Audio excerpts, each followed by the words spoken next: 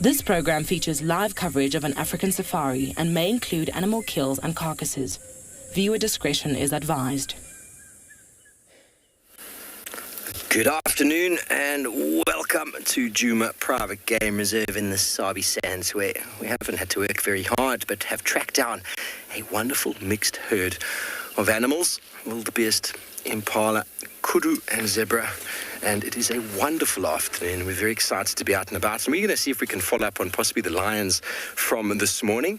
It's possible we might be able to find them, uncertain, but the other guides this afternoon are out. We've got Tristan as well with me. We've got Taylor out in Pridelands, Chad in Pinda, and Maritz out in Tswalu. And it is a wonderful afternoon, and we do welcome you on board your live African safari.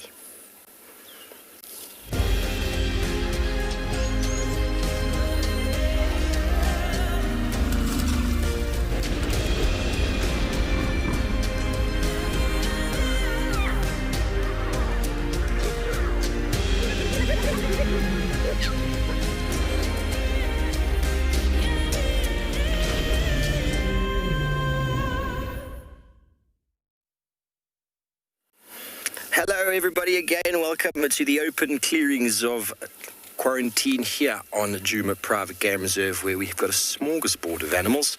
My name is Steve, welcome on board. I'm joined by Marcel on camera, and I'm very excited to have you with us again, as always, on this very warm 34 degrees Celsius afternoon. We are sitting with an amazing herd here. I mentioned this morning how wonderful this open area of quarantine is after the rains, and you would not think it is the same place. It is 93 degrees Fahrenheit, indeed, those of you who work in the Fahrenheit. If you have any questions, please use the hashtag WildEarth on Twitter or at FC on YouTube. And for those kids out there, please talk to your parents about sending through an email to kidsequestions@wildearth.tv. Please don't forget, everybody, that you can register on the website, Wild Earth website, and head over to the live safari page where you can also submit questions there. I hope you have a wonderful afternoon with us. It's started off beautifully here with all of these animals, and it's my first baby impalas because I missed the breeding season, and in amongst this herd of wildebeest is a baby wildebeest that we can't see now, but it's very, very special times of year. Those of you who like baby animals and green vegetation and flowers, this is the time of year to join us on safari in the wild. But if it's a bit too hot for you, well, then staying at home in your cool armchair in your living room, wherever you might be a better bet. It is very warm. It is a very melty kind of weather. Ice doesn't last very long if you can get your hands on it.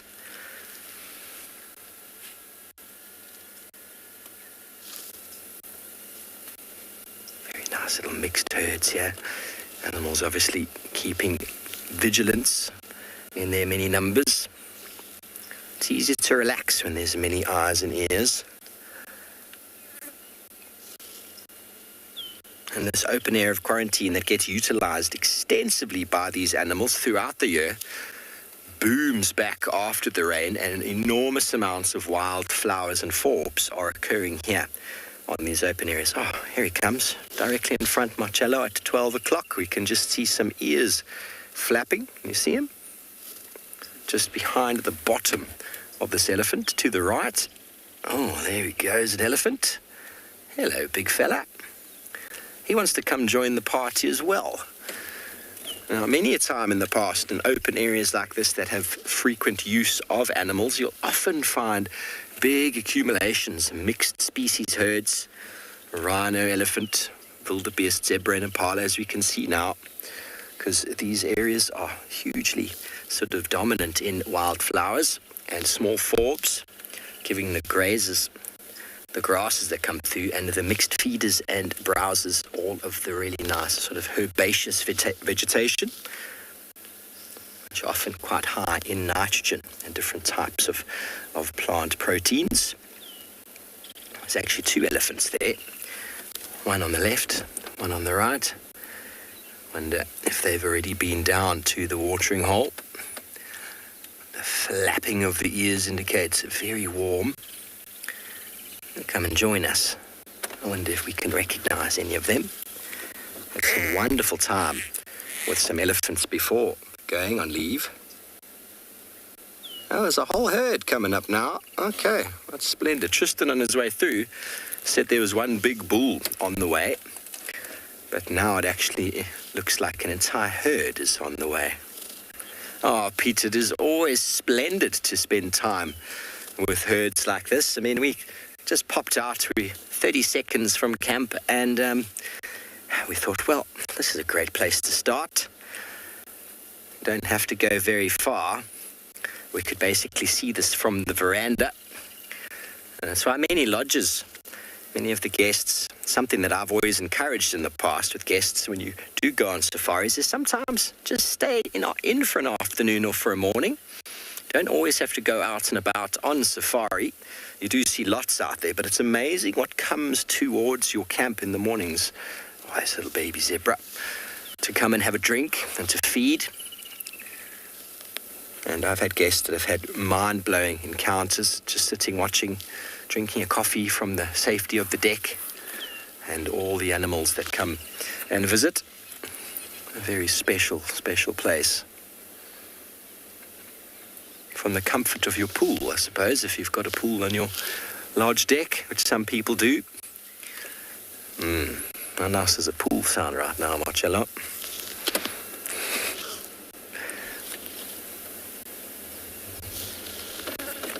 Okay, well, we're probably going to stay here with this herd. It's an accumulation of animals while we send you over to and beyond Phinda to say good afternoon.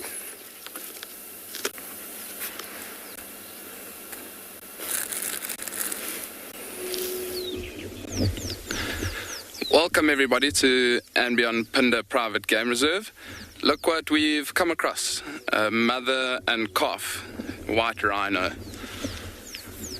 My name's Chad. Behind camera we have Glenn. There's Glenn. And we've come out into the beautiful western parts of and beyond Phinda Private Game Reserve, into the beautiful vast grasslands. And we've come across this female rhino with her calf. You can see the calf's actually looking away from us at the moment.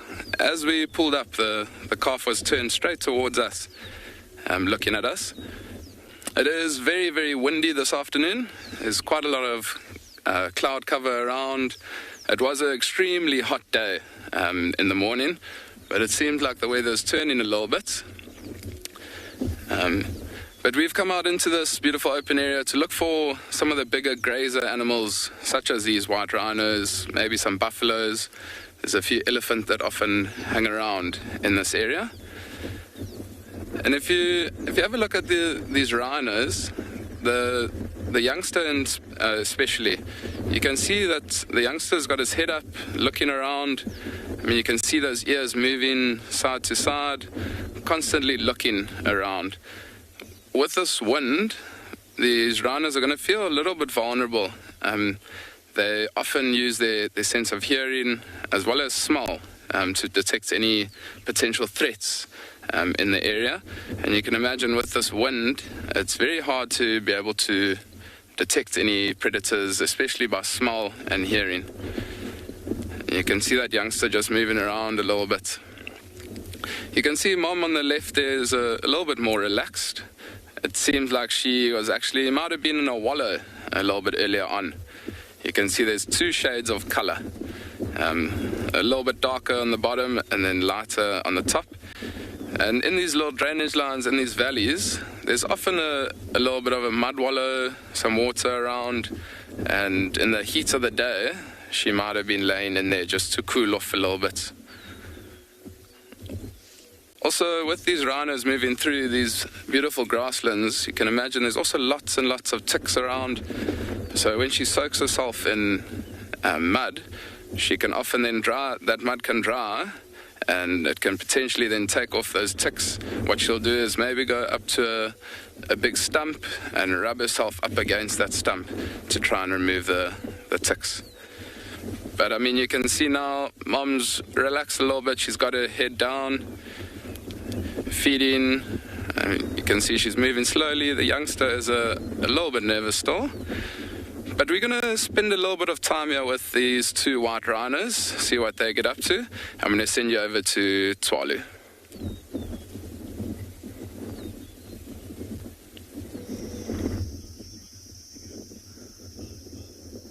Good afternoon, guys.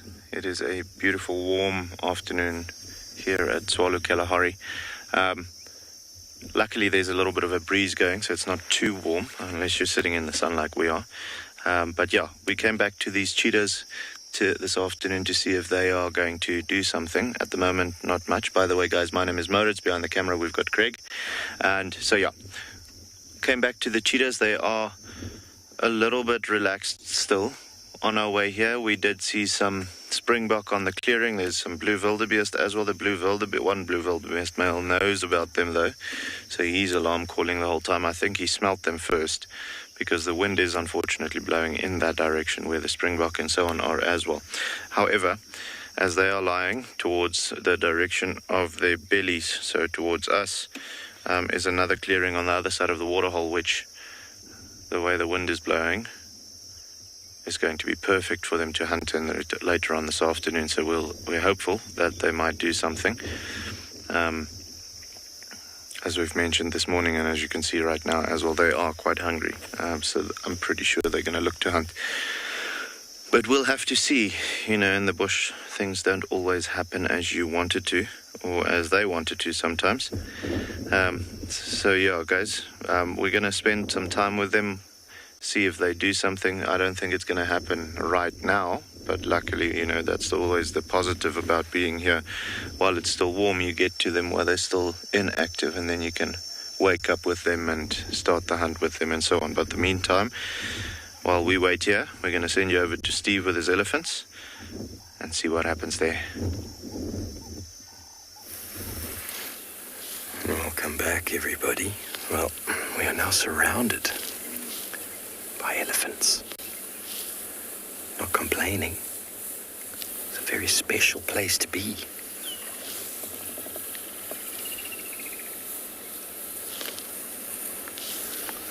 Got a cheeky little bull on my right hand side. See how he interacts with the herd now.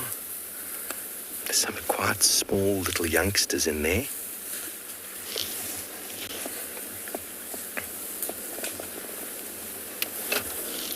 He knows them though. There's no big animosity being shared between them at the moment. They clearly know him. How special is this? It's just animals everywhere. We've got tons of animals here, everybody, and I mean that quite literally. Tons.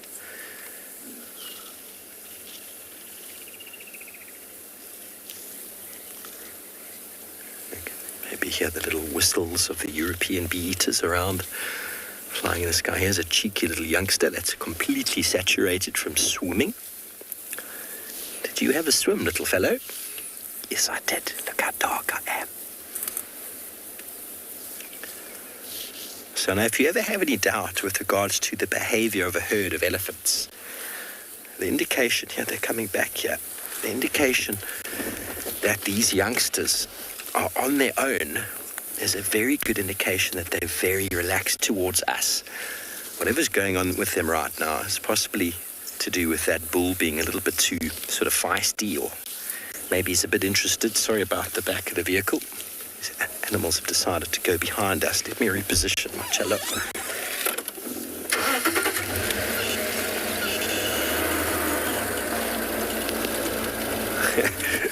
Elephants are just chasing everybody. What are you doing? What you doing, fellas? What you doing?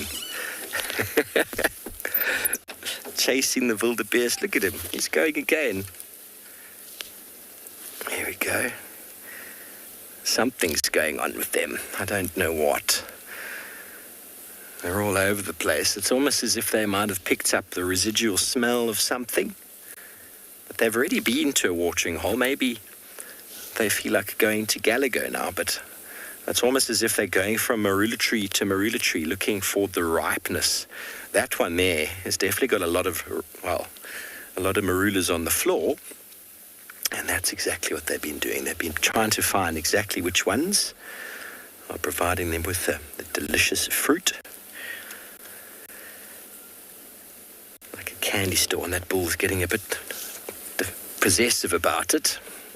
He's saying, it's my fruit, my marula tree. It's almost like he tried to run there before any of them could get there. And they're all like, sorry, sir, but food is for all of us. It's for the common good. Oh, so splendid to see wildebeest crossing our path. And if they all do continue to cross, we'll see. Here he comes, Marcelo. Can you see him? This is the little one we saw. I don't know if you've all seen any of the young wildebeest yet, but this is the first one for me. They're normally born in December. And this one's tiny. He's brand new.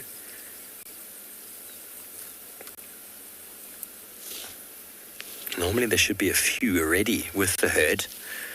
I don't see any more. And none of the females look bloated. A little mini-me.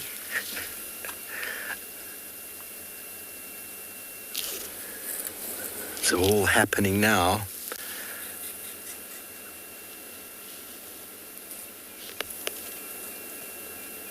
Sometimes you don't have to go very far to find the action. You can still see the little umbilical cord on this little youngster as it sticks very close to its mother.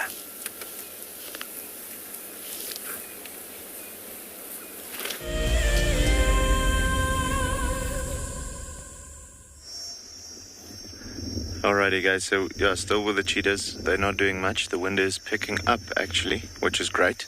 I was telling Craig now the conditions are actually perfect for them to be hunting in. However, the sun is still a little warm, so I hope that they'll get active soon. We've now sought some shade of our own just to be out of the direct sun, and I have to say it does help quite a bit. But yeah, now it's just a patience game. Like I mentioned earlier, there's some springbok not too far away from here. The wind is at the moment not great for the cheetahs. However, they can maneuver around it if they need to.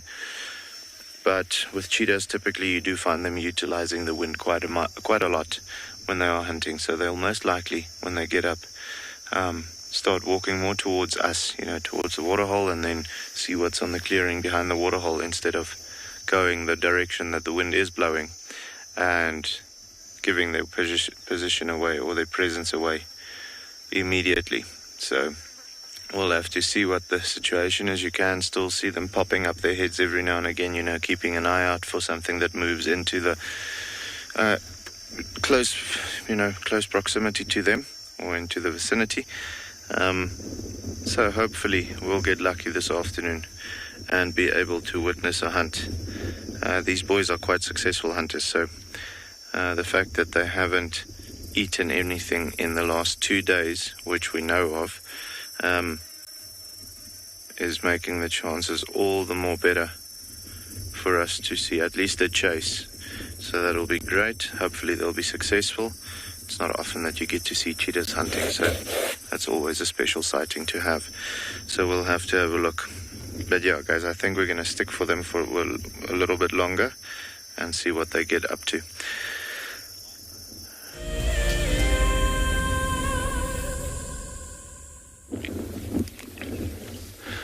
Welcome back, everybody, to And Beyond Punda. We've come a little bit further up onto the ridgeline from where those white rhinos were, and we've come across this beautiful herd of wildebeest, some zebra, some impalas, and far off in the distance I can even see some giraffe. But it's quite interesting. I was watching this male wildebeest in front of us, and you can see that little stick in front of him. He was actually rubbing his head up against the branch. And wildebeest, they have a sense organ on their face called the preorbital gland. And what that is this is a territorial bull. And we got the rhinos coming into picture now. How beautiful is that? You can see how the calf's staying very close to the mom. Nice to get a view of the baby's face. And you can see every now and then that baby puts its head down to feed, but always looking up, watching what's happening. So that wildebeest, it's actually marking its territory on that branch. James, I agree. Very, very nice to see rhinos. And these rhinos are probably 20 meters away from us. They're not bothered whatsoever about us, going about their day, feeding. Very nice to see rhinos. Also very nice to see a couple of other species all together. I mean, those impalas, wildebeest, zebra. And it actually looks like it's all male impalas. I can see all of them have horns, and they're all feeding on the small shrubs in this area. I don't know if you can see that one feeding there on the branches. And it seems like they're all similar age. We call it a bachelor herd. And it's all the younger males that have been kicked out by dominant male impalas within their harem, and they've come together to form that bachelor herd. It's a safety and numbers thing, and that's also why you can see so many of the animals all together here. They're up on this little ridge line. You can imagine the view that we have from up here. They can scan quite far into the distance, looking out for any potential predators such as lions, maybe cheetah, things like that out in these open areas. Don't know if you managed to hear that, but I can hear one of the zebras calling. Maybe potentially one of the stallions. I can also see one young zebra there. I can't get a view of them now. And also just before just as we came here, there were lots of young wildebeest all standing up, running around, playing with one another. But it seems like they've all started to settle down. You can see a lot of them are lying down. The last couple of days here on Anby on Phinda have been extremely hot. So I think they're making use of this cooler, cloudy weather out here. I can actually see those two zebras. They're actually grooming one another. How amazing is that? Yeah, crazy. And you can imagine there where the mane starts. You can imagine that there might be a couple of ticks around there. Oh, brilliant, sure. There was actually two zebras that were just mating on the left-hand side that Glenn pointed out. So first for me seeing zebras mate. I've seen a couple of other animals mating before, including rhinos, which is quite an amazing thing to see, but never a zebra, so that was quite interesting to see. Seems like the rhinos are slowly starting to move off into the distance. The youngster seems to have calmed down a little bit, and he is starting to feed quite a lot. The direction that these rhinos are actually heading in, there is a little water hole, not too far away from where these rhinos are. They could be heading there for their late afternoon drink.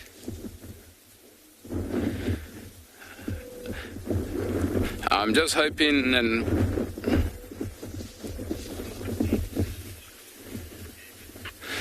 David, other animals would definitely, thank you for your question, other animals would definitely feel safe around rhinos. I mean, particularly in this area with the rhinos, the zebra, wildebeest, impala, the rhino is not a threat to the wildebeest at all. So they wouldn't be scared of them. They would often be in the same area, and you can imagine all these animals are grazers, so feeding off the grass around here. And I mean, it might be quite a nutritious area where these animals are. That's also why they gather in the same area, but also for safety and numbers. I mean, you can imagine more eyes, the better chance they have of spotting something like a cheetah in this area. So there's no threat at all with the rhinos and wildebeest and etc. around here. And it's a beautiful scene we've got going here, the rolling mountains of the west of Phinda Private Game Reserve, and all these animals moving around us.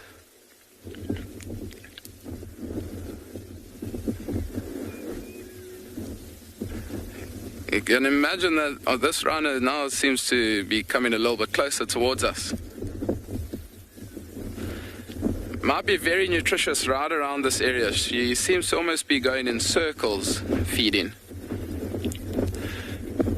And you can imagine such a big animal such as a rhino has to constantly feed to keep up that energy.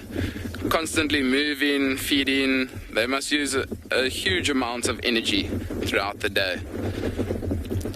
And I think especially now, I don't know if you can hear, it's very, very windy at the moment here. But they're making use of this cooler weather. Nice to see that youngsters calm down a little bit. And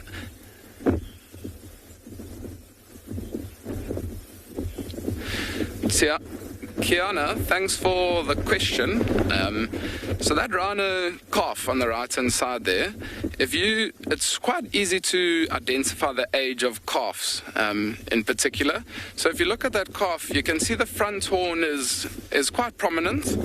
And I'm having a look as we speak in my binoculars, and I can't see the second horn. I can just start seeing it. It's a little bump. So I would estimate that this calf is probably just under a year old, around a year old. That second horn starts to grow at around a year. I hope that answers your question. But it's quite difficult when it comes to aging bigger rhinos, such as that female on the left-hand side. Just because rhinos, I mean, they live a long amount of time.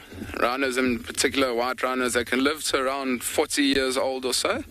And so it's quite difficult to age this particular female. If I have a closer look at her ears are quite rugged. I can see the one on the left-hand side is flopping down a little bit. So I can imagine she is quite a old female, potentially been in this area for quite a while. You can see the youngster getting a little bit closer there to the wildebeest. It'll be quite interesting to see what happens if the youngster does get quite inquisitive and go towards those wildebeest, what they'll do. Oh, there you can see one of the young wildebeest just stood up.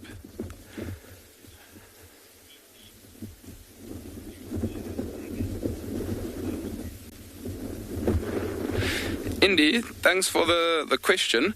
So rhinos, they can hang out in big groups. We call it a crash. So when there's often a couple of rhinos together, what it might be is that it's often a couple of females with their calves that come together to form a crash.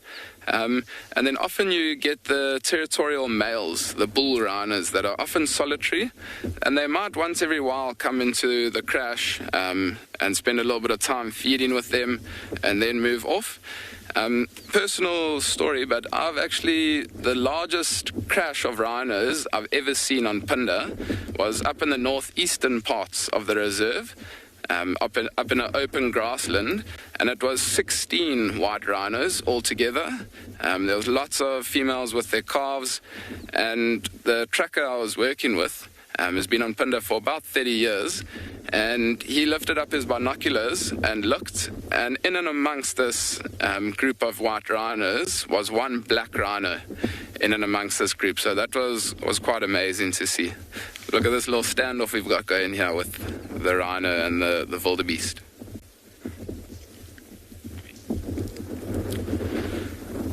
That youngster wants nothing to do with those wildebeest. But I mean, by looking at the size, that white rhino is much bigger compared to those blue wildebeest.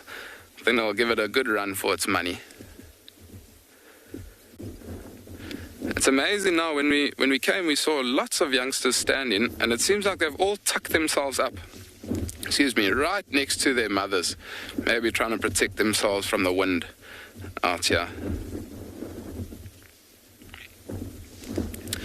Seems like the impalas have also slowly moved off down into the valley. They might be heading towards a little bit more of a thicker area to try and take cover from this wind. Just amazing to spend so much time with rhinos so close to us. If I have a look closely at So I think we're going to leave these rhinos and wildebeests and zebras. Seems like they settle down here. This rhino seems like she's feeding around. We're going to continue. I can see some giraffe off in the distance. See if we can maybe go get a closer look at those giraffe. And we're going to send you over to Steve.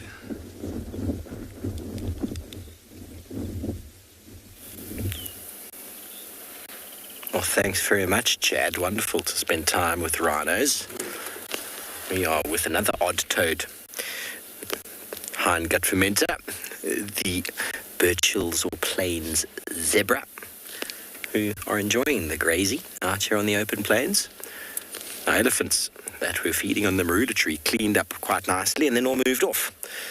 So we've left them to their movements. They went into the thickets, no point following up. And this fellow on the right, and you see the scar on his side there. The scar looks like it might have been, oh, it's just interesting patterning. Look at how that fits together. Very nice. It's actually a lady. Excuse me, madam. I do apologize.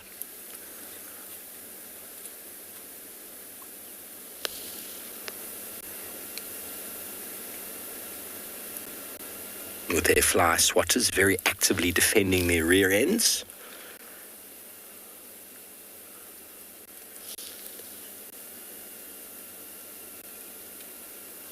Still quite a mixture.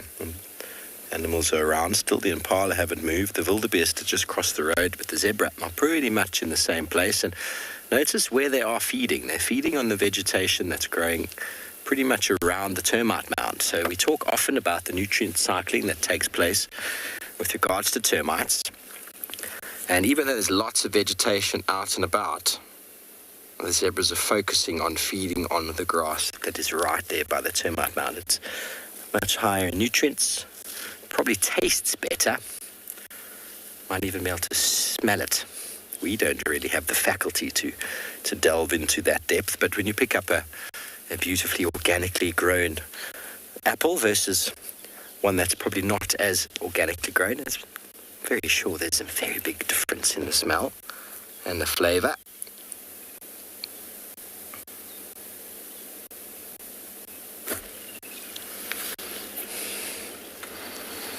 Hello, Jeremy. Male and female zebras, it's not always easy to tell. Females often, when they are pregnant, they've got a very big belly on them, and males, their behavior is often a telltale sign. The male zebra is slightly bigger and will often place himself between you and the herd, but the easiest way is having a look right there under the tail. The female's got a very thick black stripe or G-string.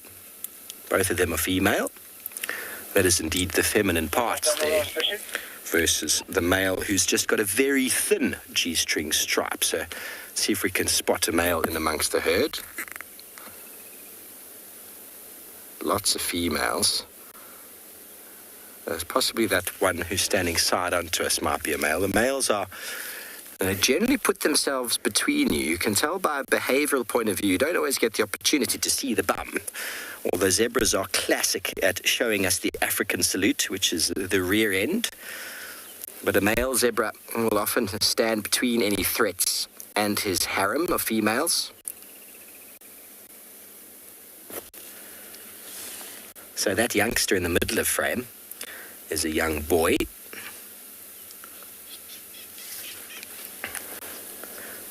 We're essentially looking under the skirt, everybody. Okay, well, Tristan Dix is out as well this afternoon. I have a feeling he was heading on down south towards Chitra. Let's go catch up with him and see how he's getting along.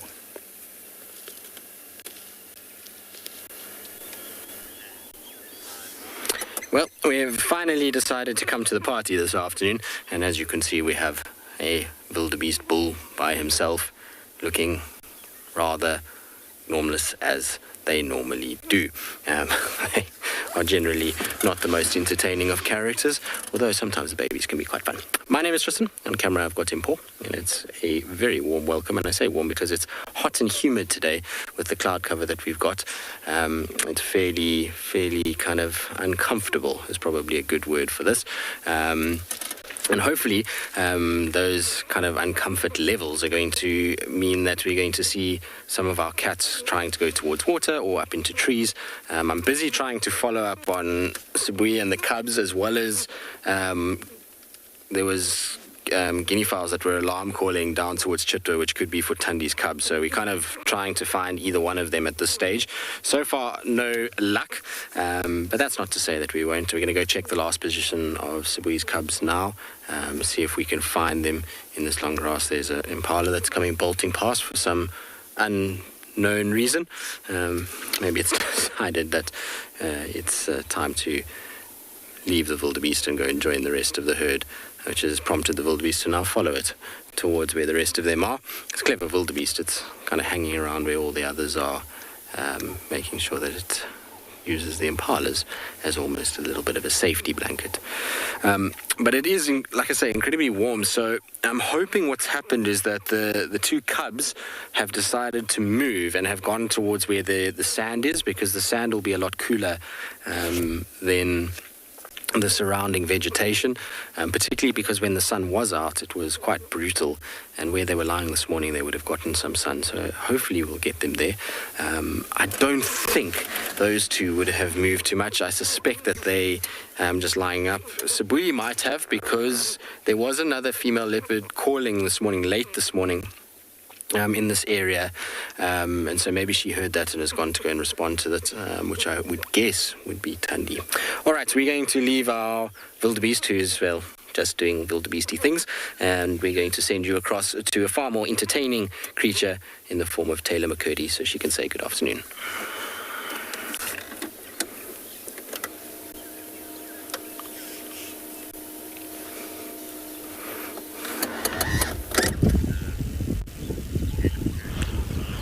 Well, I don't know how much entertainment I'm going to be for you, as well. The rains are about to pour down on Pridelands, as you can see from that very scary cloud in the distance, and you can actually see all the rain falling, but beautiful nonetheless. My name is Taylor McCurdy, as Tristan said, and on camera with me today is Gert, and we are here at Pridelands Conservancy, which is part of Tswalu Game Reserve and the Greater Kruger National Park.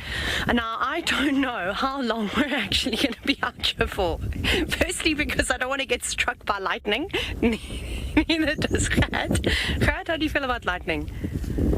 Not great. I apologize if there's a bit of wind noise. The wind is just sort of gusting quite hectically at the moment, and the thunder is rumbling. Now, the reason why we have sat here is we're hoping to see a beautiful bolt of lightning come straight out of the clouds and make contact with the ground. Well, that's the goal anyways, because there was quite a bit of it, but we don't want to risk our lives, so we're not going to stay here for too long. But you can clearly see that these clouds are filled with raindrops, and it's, oh, there we go. There's actually some just on the left. We just missed it. So this is the hardest part, is playing the game of will we catch the lightning? Is the camera pointed in the right spot? And the lens, unfortunately, is only so wide. So it's super interesting to just see how this has happened. You can just see the Drakensberg Mountains. I don't think you'll be able to see them, unfortunately, but how is that view, though? So it started brewing just to the south of us. And there's a bit of thunder. I can even feel the car vibrating, which is crazy. And once this rain settles in, I don't think that it is going to stop, as they have forecasted rain until the early hours of this morning. We were hoping we were going to be able to stay out here till about 6 p.m, but I think that our drive might be cut a little bit short, as that is not the kind of rain that you really want to be stuck out in. And we have to be very careful at Pridelands, especially where our camp is, as we are sitting almost on a flood line. It is a floodplain where the eco training camp is settled, and Ndlovu Dam is incredibly full at the moment. So the last thing that we want to do is have to get life jackets out and canoes. Can you imagine paddling around there? But with all this rain, hopefully we'll have some amphibian creatures tomorrow morning too. I know Mike was lucky enough to watch the African bullfrogs play about, and he got some great shots, and it's something that I haven't seen for years, and I'm super envious. So I hope that Gert and I get the opportunity. Oh, were you with him? No, it was Sebastian. Okay, so Gert hasn't seen it either. So we're hoping that we get the chance to see some African bullfrogs trying to fight for mating rights, and who knows, maybe some other creatures too.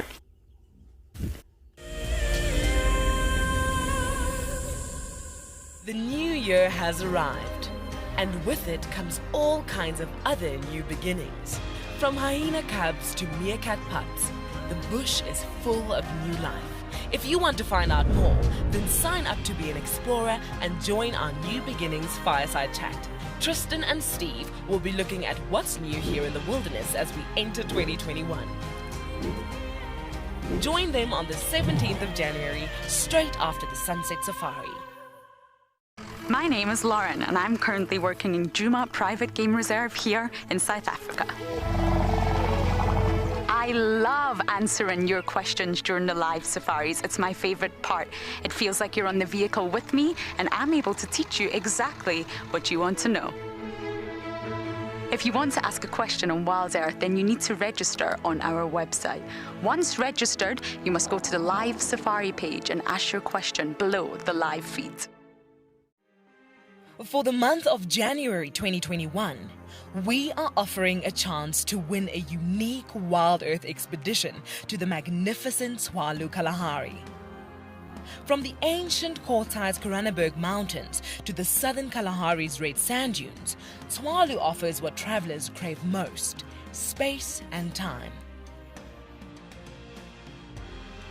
The winner will explore this landscape in a vehicle, on foot, or on horseback, with a chance to go behind the scenes with Wild Earth and of course meet the meerkats. The prize includes a 3-night stay for you and a friend at the luxury Motse Lodge, including flights from either Johannesburg or Cape Town. Open to all Wild Earth explorers who have signed up before the end of January 2021. Terms and conditions apply.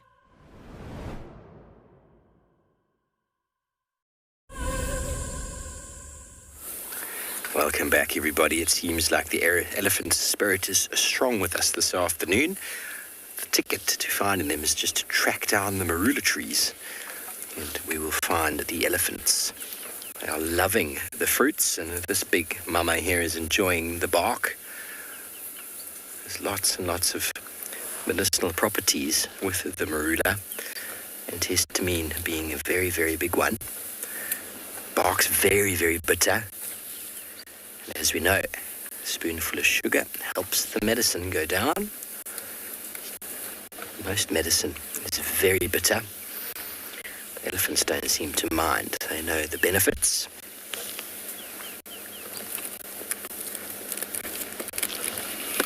I'm just going to keep quiet for a moment and allow you to listen to the sounds.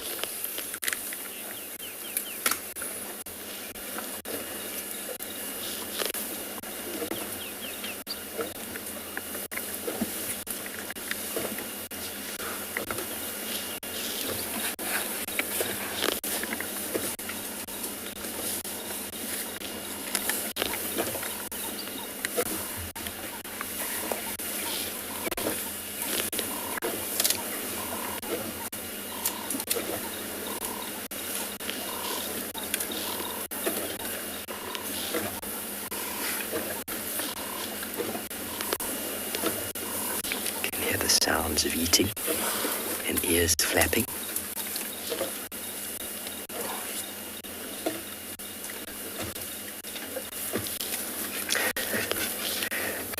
We've got a little fellow who's being very cheeky in front of us here. Very cheeky little fellow. He's now going to pretend to eat. Hello, little one. Right here next to us. He's busy eating the grasses. I'm going to try and damage this silver cluster leaf tree and show us how strong he is. So, with regards to the marulas, apart from us being able to make them into a very nice, delicious drink and ferment them into beer, fruits are very high in vitamin C, and the seeds inside can be used for insecticide, or should I say the fruits themselves can be used for insecticide. Quite often you'll find the elephants, after eating the fruit, will actually, some of them are able to break the kernels with the seeds inside. Not many are, but sometimes they are able to break them. Very edible inside, the little nut that comes out of the kernel. Very rich oil, high in protein. What I love about the marula and the local calendar, the Tsonga or Shangaan calendars, they flower in October. So they actually don't have back in the day, they didn't have an actual calendar when sort of they flowered. That was sort of their October month. And the fruits started showing themselves in November. And then January through to February was harvest time. Let's quickly send you over to Tswalu.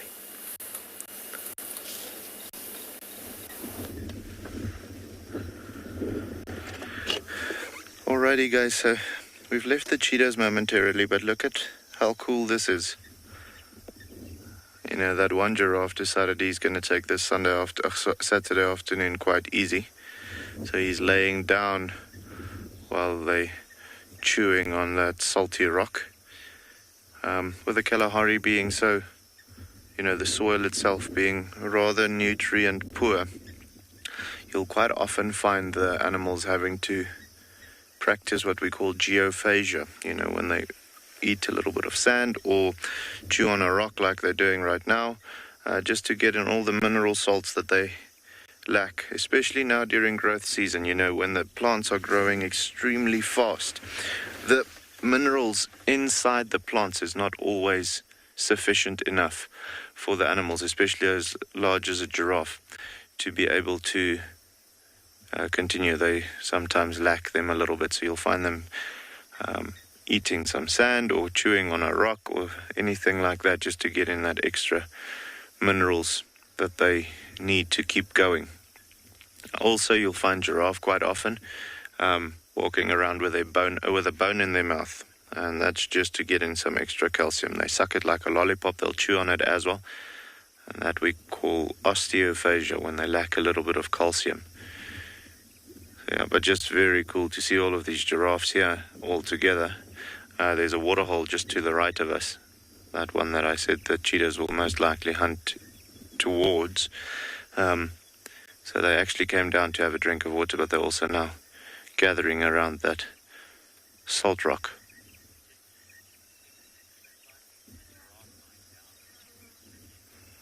Cindy, you're absolutely right, and we're not too far away from these giraffes, so it's actually quite cool to see the giraffe lying down like that. You know, you don't often have them allow you to get too close when they lie down, because they are in such a vulnerable position when they lie down. So very, very cool sighting. Also just to see all of these boys all together. You know, with a giraffe, they do have a more of a gypsy-like life, they don't have a permanent family structure, so we call it a temporary association. So these guys might break up tomorrow, move in separate directions and do their own thing, but always cool to see so many giraffes together. And notice how much lighter they are in color than the ones that you'll find in places like, let's say, Kruger or so, just because it pays off for them to be more blonde in color. It's not like they lack pigmentation or anything like that. If you have to shave off all of their hair now, the skin will still be black. But the blonder coloration on the animals definitely pays off, because there's not a lot of big trees here which they can hide underneath, also not very thick. So the vegetation now, so with that being the case, they need to be able to reflect as much sunlight as possible away from their bodies so as to not overheat during the day. But yeah, super cool to see that young boy lying down like that. And like I said, I think he was just not in the mood for bending down like this guy is doing in front of us right now. He's taking the easy option. There's no real threat for them at the moment close to this waterhole. It's only the cheetahs that we know of as far as predators is concerned. So with that being the case, they don't really need to worry about too many things. Cheetah will never go for an adult giraffe or even a sub-adult. They're just too big and too powerful. So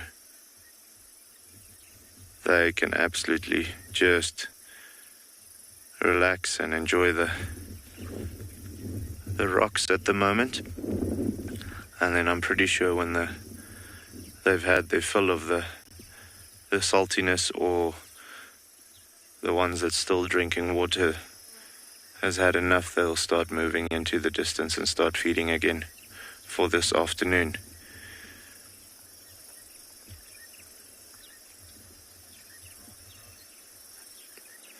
So Nati, that's a very good question. With the giraffes, they can grow quite tall. So the males typically, well, you'll get them anything between, I want to say 4.5 up to as high as 5.2 meters. And the females, they'll grow up to anything between 4 to 4.2, for exceptional cases, maybe 4.5 meters in height. So a big height difference between the males and the females, up to, if you take both extremes, up to about 70 centimeters taller. So very, very tall. And as you can imagine, with them having that height advantage, their sense of sight is absolutely their most valued sense, because you'll be able to see over treetops and, quite a long way away to spot danger and all of those things. So that's definitely their most valued sense. It does get them into trouble sometimes because they have such good sight. They always want to see what's going on. So I've seen a couple of occasions where the curiosity gets the better of them. And, there might be a lion moving in the distance and it moves behind a bush. And they want to see where the lion is going, so they actually go closer to see over the bush or so. And by the point where they can see the lion, that lion went and lied down behind the bush, and then they get themselves into trouble like that. So, yeah, quite funny when that happens. It doesn't mean that the lion will attack them every time, but they do get a mini heart attack when that does happen. But yeah, very, very tall animals. As you can imagine, we all know they're the tallest mammals on Earth, land mammals now. But when you see them like that, it doesn't always necessarily seem like they're 5 meters tall until you go and stand right next to them. Then you realize the height is quite significant. So yeah, guys, I think we're going to stick with them a little while, see what they're going to be up to, then maybe check up on the cheetahs again. It is still nice and warm, so I think there's still going to be flat cats. But for the meantime, we're going to go over to the rhinos in Pinda.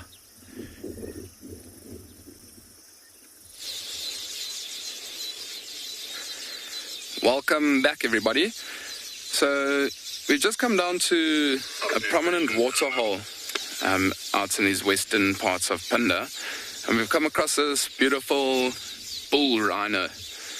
And I think we just missed him drinking. He was down right at the water's edge, and he just moved a little bit further away. I can actually see his 2 front feet are quite muddy, so that means that he was in the sludges along the edge of the water. And you can see there's a couple of birds sitting on this male white rhino. Those are red-billed oxpeckers. And they're sitting on that rhino, picking off all the ticks and insects that might be living on those soft areas of the rhino, particularly in between the legs, behind the ears, maybe even under the neck. And that rhino sometimes gets a little bit annoyed with those red-billed oxpeckers. Sometimes you see the oxpeckers flying around the nose and trying to get into all areas of the rhino, and it doesn't particularly like that. But this particular rhino looks quite dark in color, and I think just like that female and calf we saw earlier, potentially during the middle of the day when it was extremely hot, might have even been at this exact same waterhole, rolling around in the mud trying to cool off. But there is a couple of drops starting to fall on Pinda. There does also seem to be a storm starting to brew and roll in here at Pinda. But you can see that rhino is just relaxing on the other side of the water. There goes that red-billed oxpecker flying off. Oh, you can have a look at the nose there. Oh, there, the red-billed oxpecker just flew off. Glenn, some good camera work there. Just what I was talking about earlier. The oxpecker flew right towards the rhino's nose. And you can see he's just starting to move off a little bit. He might even just be standing still there, listening to us.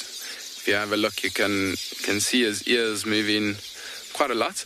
There is also quite a racket coming from the right-hand side of us. I can see a lot of weavers weaving their nests up in the tree here. It's quite an amazing sound, and even to watch those weavers weave their nests, incredible birds they are. I can see some of them flying off and going just off the water's edge around the dam to get grass and flying back. And it's just amazing how they craft these nests. And very, very vocal birds these weavers are. I can see the rhino coming a little bit closer to us on the left.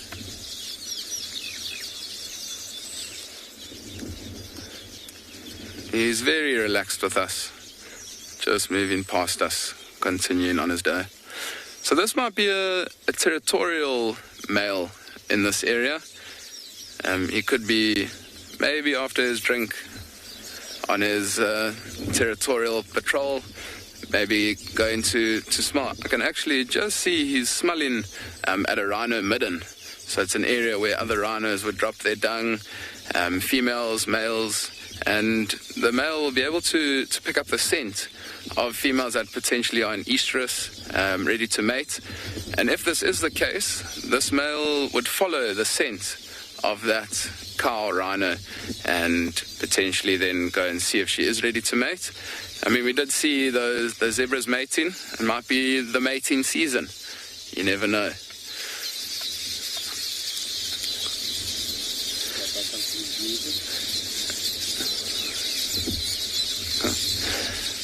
So what we're going to do, we're going to stick around this waterhole. We did see some buffaloes off in the distance. It seems like they might be heading down towards the water. We're going to send you over to Tristan, who's in a search.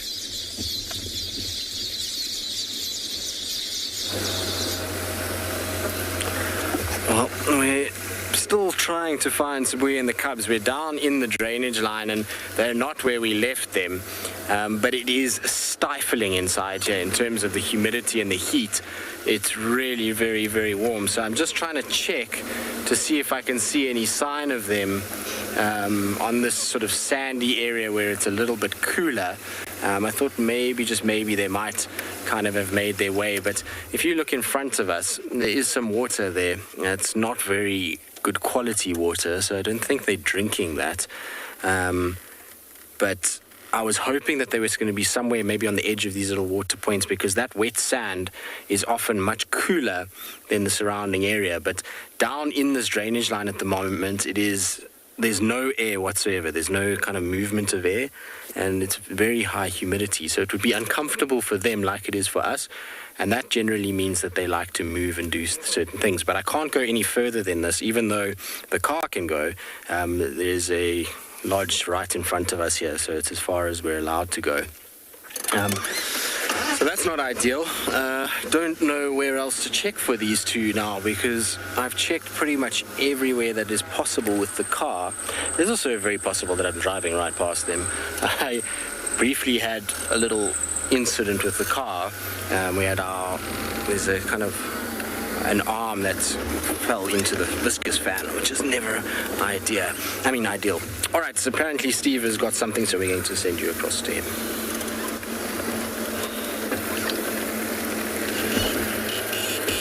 Hello everybody. We're going to show you something very cute in a second. If they don't run away, there's two mama warthogs with 3 little piglets. Just gone on the left over here. All the piglets wanted to do was suckle. All mum wanted to do was to walk away.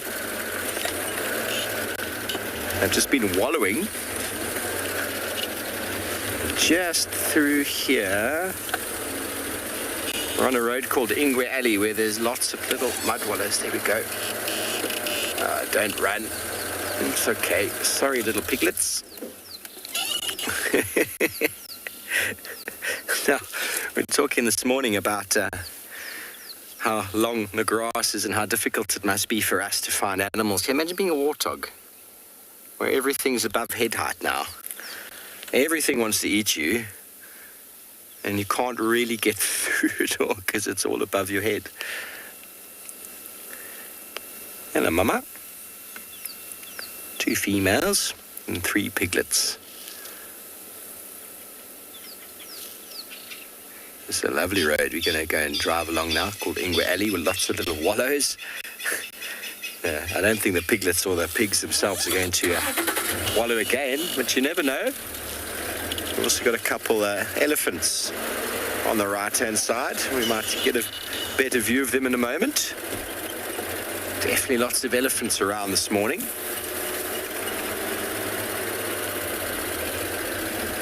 Lots of them do come to this part of the world in the summer because of the marulas. This is the marula veld.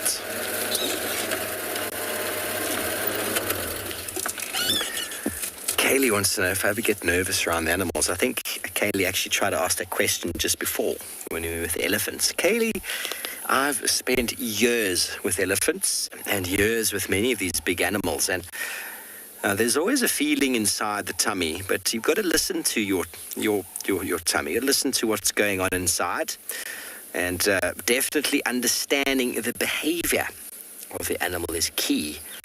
And I mentioned before that when we see elephants and they're all spread out and they're feeding and the youngsters are visible, then there's nothing going on with that herd. They're very relaxed. But of course, when you encounter a herd like what we would now, I can just see some in the distance. If they start to react to us now, then you've got to be very careful. You've got to get out of the way. So then, yes, you can feel a little bit nervous. But nerves are important because they heighten the senses. But don't ever be complacent. Elephants can be different every day. Elephants come from all over the Kruger Park down to this part of the world from the marulas, but generally the elephants that we find here in the Sabi Sands are very, very relaxed. We never have too much of an issue with them, but that doesn't mean all elephants are like that. Some elephants up in the north, when I worked up in the northern Kruger, elephants are a very different breed up there. It's because they go over to Mozambique and Zimbabwe a lot more, and those elephants react to people very, very quickly.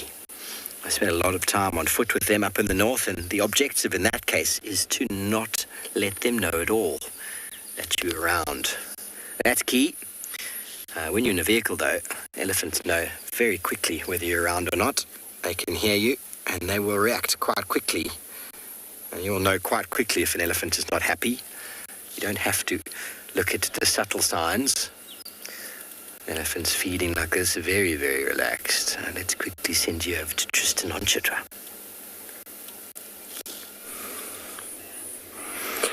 Well, at least we've had some success.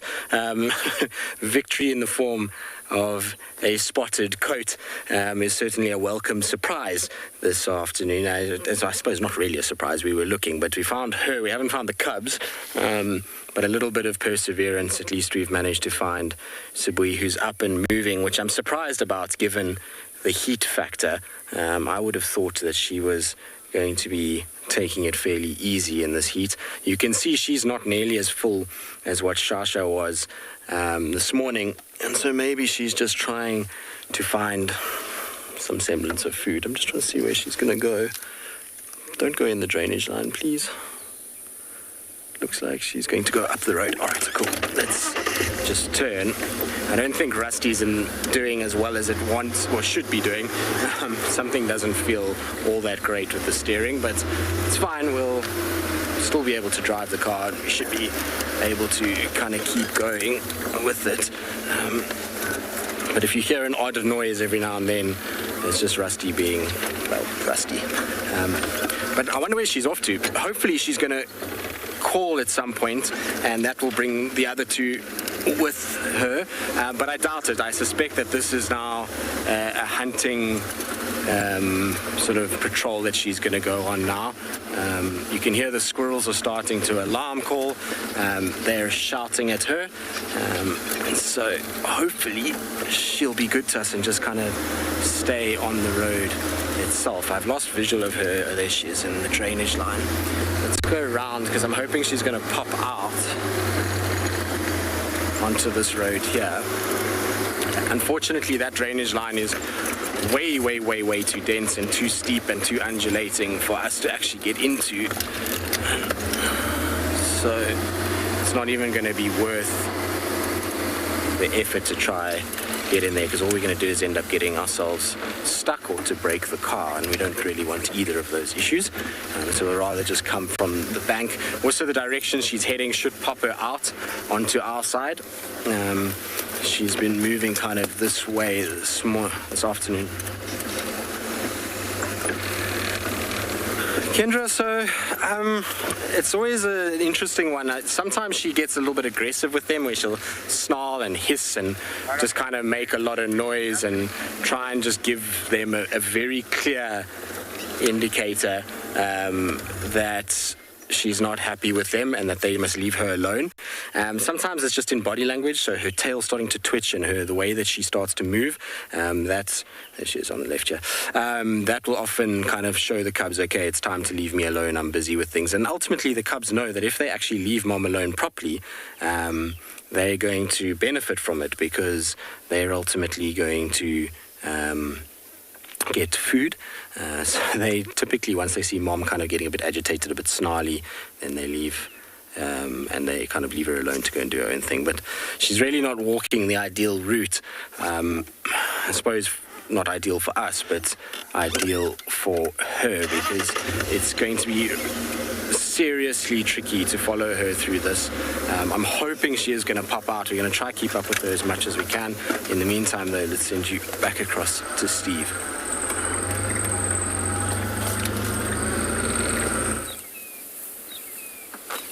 Thanks, Tristan, and well done for finding Sibui. Hopefully she's successful this afternoon.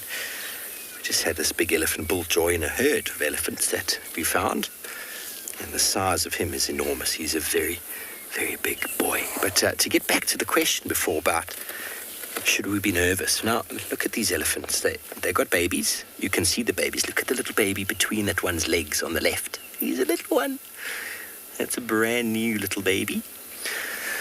Now, they're often hidden underneath mum's legs, but the fact that you can actually see it like this in the open is indication that the herd's relaxed. They were busy feeding, they were busy throwing dust.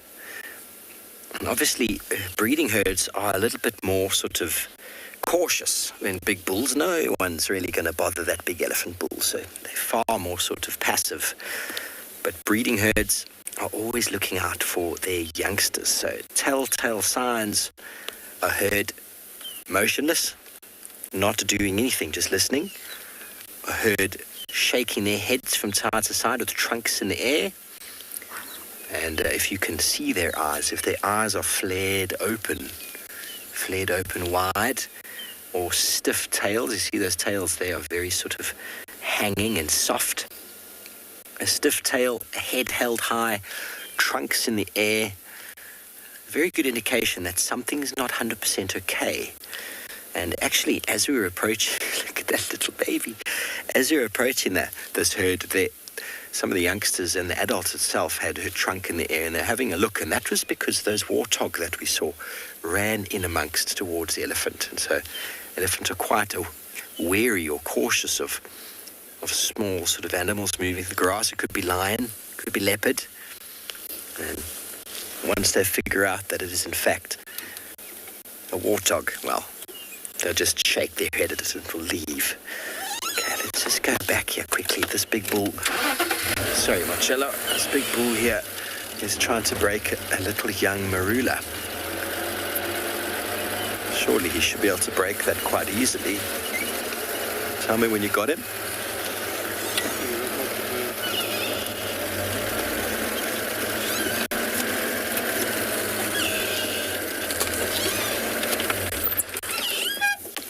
Okay, so we weren't able to finish our marula discussion before. Sclerocaryoburia. Very, very common tree, especially on the granitic soils here on the western side of the Kruger. Timavati, Belule, where Taylor is, Ngala. This whole western granitic side, very, very commonly found with the silver cluster leaves. And the marula is generally on the higher places. And the leaves are very good for indigestion. As you can imagine, elephants are eating lots of food, and so they need a little bit of medicine for their tummy. We could use it as indigestion. You chew it, you get an astringent, which is sort of like a paste in your mouth. If you can swallow that, it will help with your indigestion. It's very, very pungent, or should I say potent to swallow. It's very bitter. But the bark and roots, we can use decoctions of it for treating all sorts of stomach ailments. So no doubt elephants who've got an enormous digestive system will be able to use the bark and the roots through the fermentation process to assist with diarrhea, dysentery, peptic ulcers, as well as coughing. I've had an elephant once with a cough. It was quite something to witness. You could never tell who it was because they never lifted a hand to the mouth. Just hear the...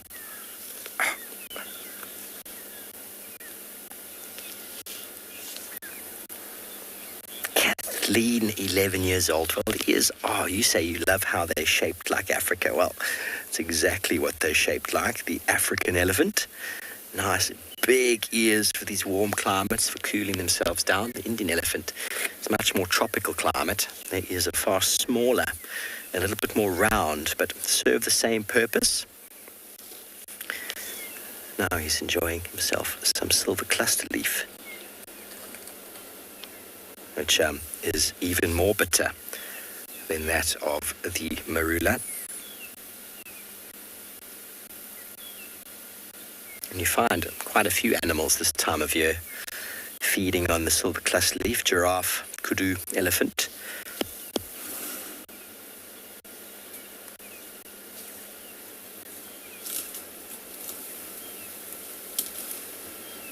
There's not too much medicinally in the leaves themselves, but it's possible he's going for the pods there. We know that pods and fruit are often designed for being eaten so that they can be distributed through the digestive system of the elephant. They'll be deposited further away from the parent plant, which is ideal if you don't want your kids stealing your shade, your sun, and your nutrients.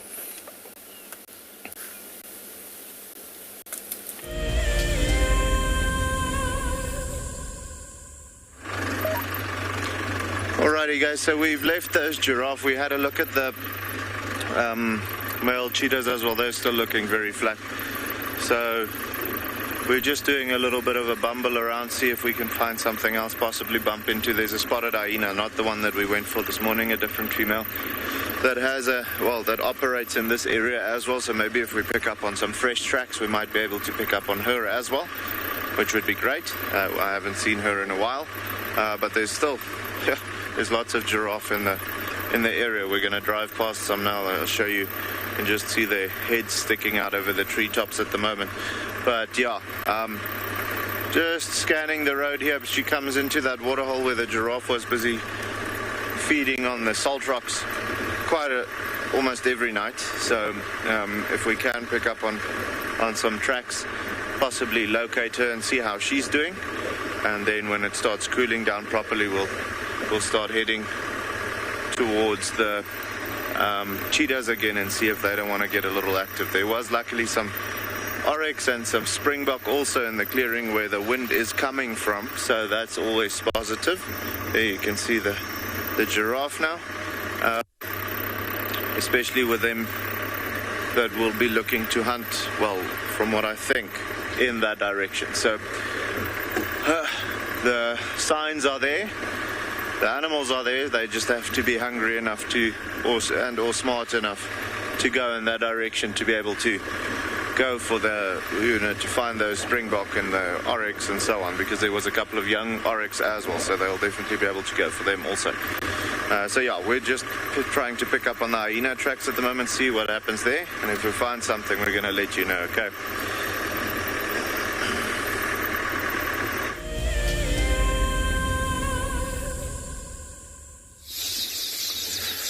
Welcome back, everybody. How amazing is this? The rhinos come back to drink. We've just had a herd of buffalo all around this waterhole drinking. Most of them have finished up drinking and are just on the edge of the water. But there's still 2 on the right-hand side that are still drinking. This white rhino actually chased these 2 buffaloes away from the spots where they were drinking. Maybe he wanted the freshest water around. As you can see, all these buffaloes are just resting now, standing around, not feeding.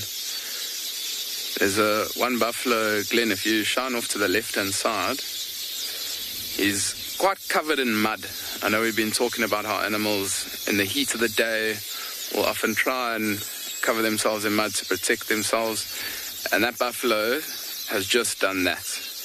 You can imagine how nice that little mud bath must have been for him after an extremely hot day. Oh, look at the rhino. Just lay down right in the water. How incredible is that? Just as we were talking about it, the rhino seemed to have listened to what I was saying.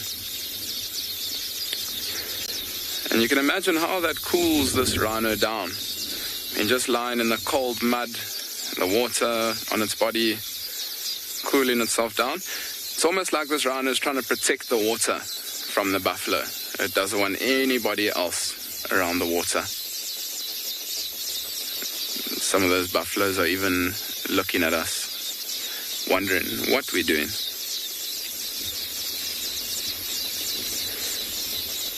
Well, very good question.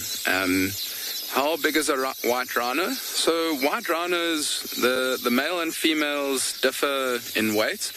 White rhino males, often a lot bigger compared to a female. I would say white rhino males probably around 1.5 tons, maybe even 2 tons, probably closer to 2 tons, whereas a female a little bit smaller, probably 1.5 tons. So it is a very, very big animal. I will have a look do some research, and have an exact look at how much they do weigh, but it's somewhere around 2 tons a white rhino would weigh.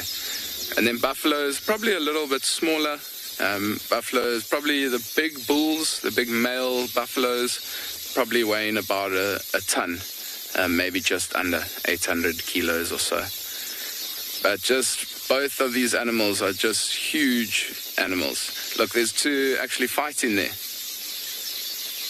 I don't think it's too serious of a fight. I think they just play fighting with one another. It does, if I look through my binoculars, it did look like it was 2 males. Sorry, no.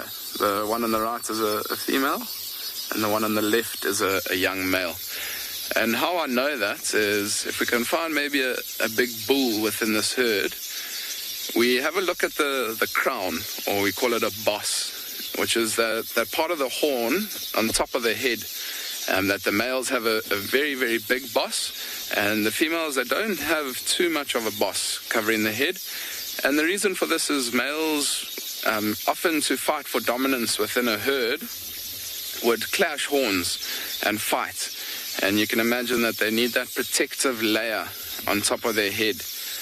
You can imagine 2 tons of animal coming together at quite a pace. It must be quite a sound and quite something to look for.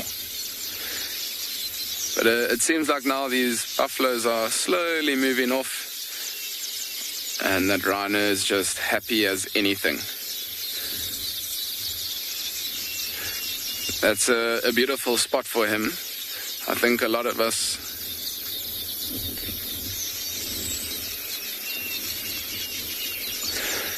Master, it's a very good question.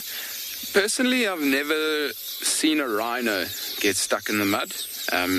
They are extremely powerful animals, and I think if they do feel that they are getting a little bit stuck, they'll try and get out. However, I have heard of an elephant before, actually here on and beyond Pinder, where we are at the moment, getting stuck in the mud. And it was up in the northern section of the reserve, and it was a very, very muddy waterhole, so there was not too much water around. And what he did was he walked into the water to try and get to the mud and a little puddle of water. And it was quite dry on the top and very wet underneath. And he actually got himself stuck. And we had to call in the vet, and the vet came, and we eventually then had to help him out of the water with a TLB, which is like a grader. We had to put some ropes around him and actually give him a bit of a boost out of the water. Luckily, one of the rangers did find him at the perfect time, that he wasn't stuck there for too long. Because you can imagine, elephant's such a big animal, constantly moving, constantly feeding, needing to get all that energy to be able to move. And with him not feeding, he wouldn't be able to move a lot and use up that energy to try and get out. And I'm sure he would have used up a lot of energy trying to get out, and then he probably just lay there waiting. But I'm glad we did come around and save him, which is quite amazing. I can see that Rana's actually just closed his eyes, resting his head on the bank of the mud.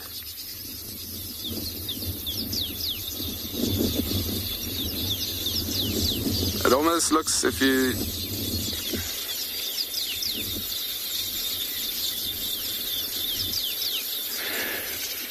Phoenix, so very good question. So here where we are situated in South Africa, we get the two types of rhinos, which is the black rhino and then the white rhino. The white rhino, oh, look at that. Sorry, that rhino was just rolling around. So we get the two types, white rhino, black rhino. White rhino being the one in front of us.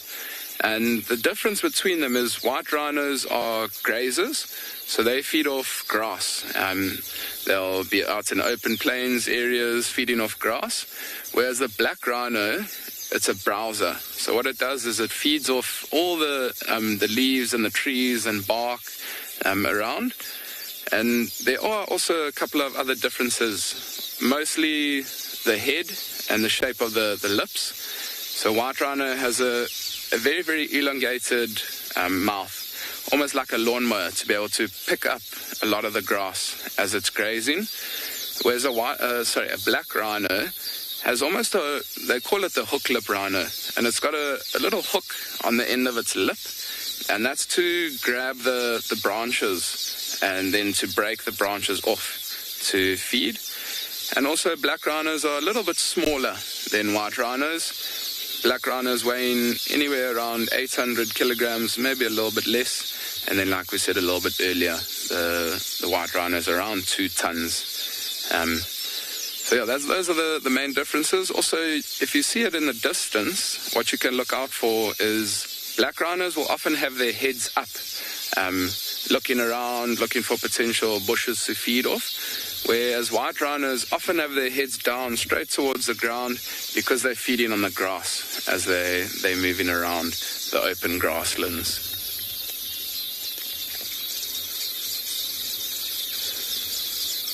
I don't know if you guys can hear, but those weavers are still going. Let's just take this in. This rhino wallowing. See if you can maybe hear the weavers building the nest.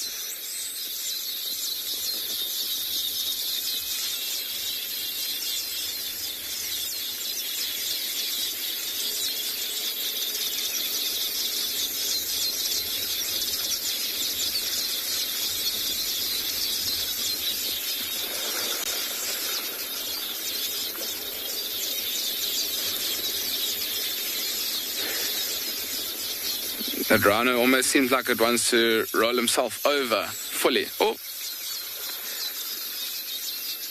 Maybe he must roll onto the other side and be able to get himself caked in mud.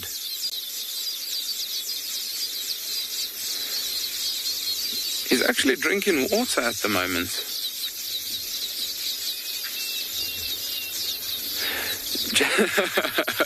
James, I totally agree with you. He's enjoying a spa day out here. A nice little mud spa. Very, very good for the skin. And what better way than mud? Yo, look at that. That's incredible. There we go. I can actually see, I'm looking through my binoculars at the moment, and there's actually a huge amount of flies. Oh, there he goes onto the other side. No ways. That's very, very incredible. So I was talking just about the flies, and there's hundreds and hundreds of flies that are flying around that white rhino. And you can imagine with that mud caked on the skin, it will also protect him from those flies. I mean, I can imagine it might be quite annoying. I know for myself, with one fly flying around my head, I get quite annoying. So I mean, to have hundreds of flies flying around him, he wants to try and protect himself from those flies. It's actually given us a better view, of him. Maybe he's posing for the camera.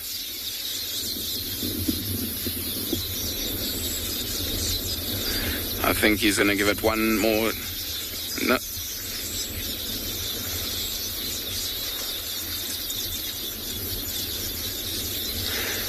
Brushy. I hope I'm pronouncing that correctly. I don't think that these animals will be able to get sick from the dirty water. Their stomachs are very, very strong. They're able to digest a lot of the foods and things like that. I don't think they'll be able to get sick from drinking the water. Potentially, if there might be a disease that lives in the water, then I think they could get sick. I must just do a little bit of research, but I have heard of rhinos in particular dying from drinking water that had a type of algae. It was called green algae, and they drank that water and unfortunately passed away. So I haven't heard of many areas that's happened, but yeah, for the most part they can drink the dirty water around. Oh, brilliant.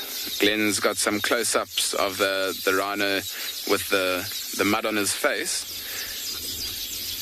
And he's literally carrying that mud away. It almost looks like he's got a second horn now. And often rhinos will do that. They'll cake their horn in mud.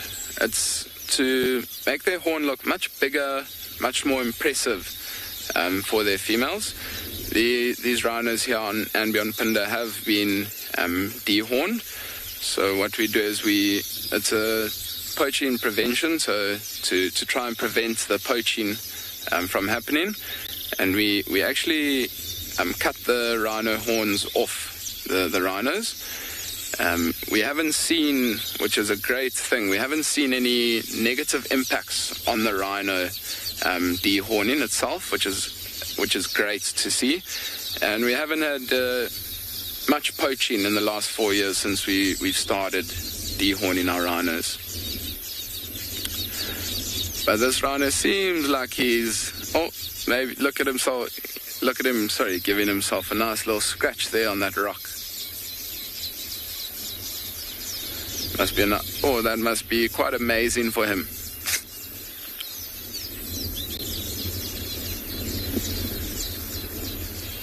Maybe he's trying to get off all those little ticks and insects sitting around his mouth after he's caked it in mud, after his little spa day.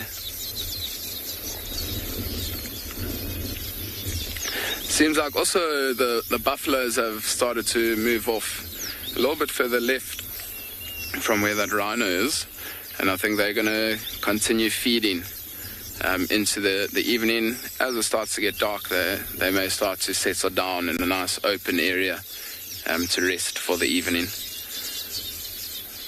Okay, coming back on the weavers. Cool. We're going to go back to the weavers. See if we can maybe get a close-up of the weavers, maybe weaving their nests. There's a lot of fresh grass around this waterhole that these weavers are using. And I think they might even be a little bit happier if we do get a little bit of rain. The grass might be a little bit softer and a little bit easier to weave. But they're actually very, very beautiful birds. Black face, very, very yellow.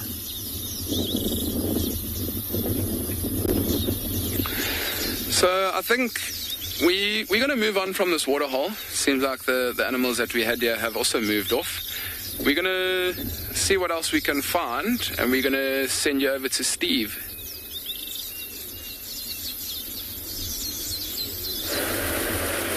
Thanks, Chad. Well, as you move away from your watering hole, we move towards one.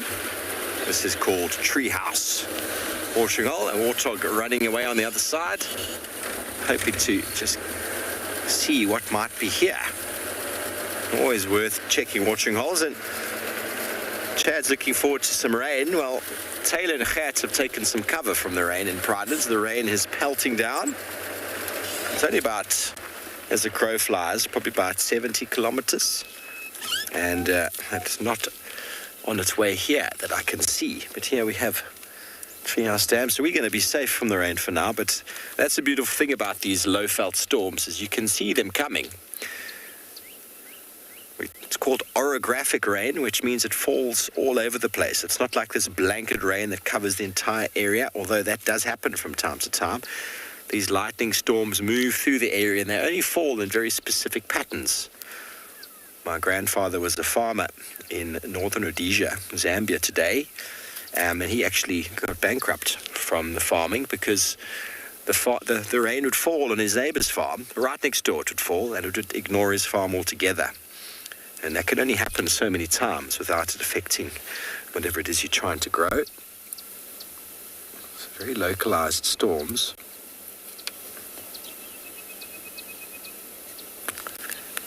You can hear an orange-breasted bushwhack.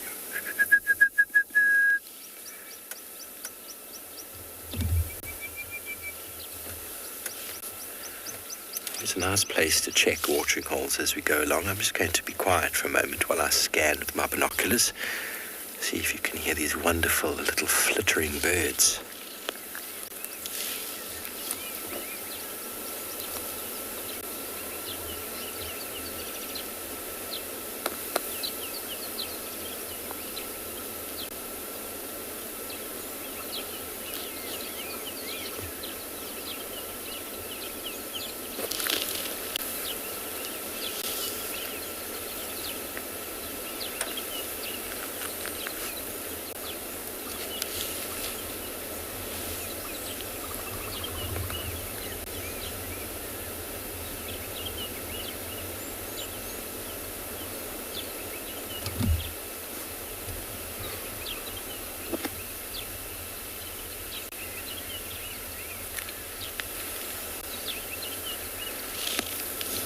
Some chirping of the grey-headed sparrows, long distance sounds of the black-crowned chagra. We might spend another few moments scanning the watering hole while we send you over to the west with a fast cat.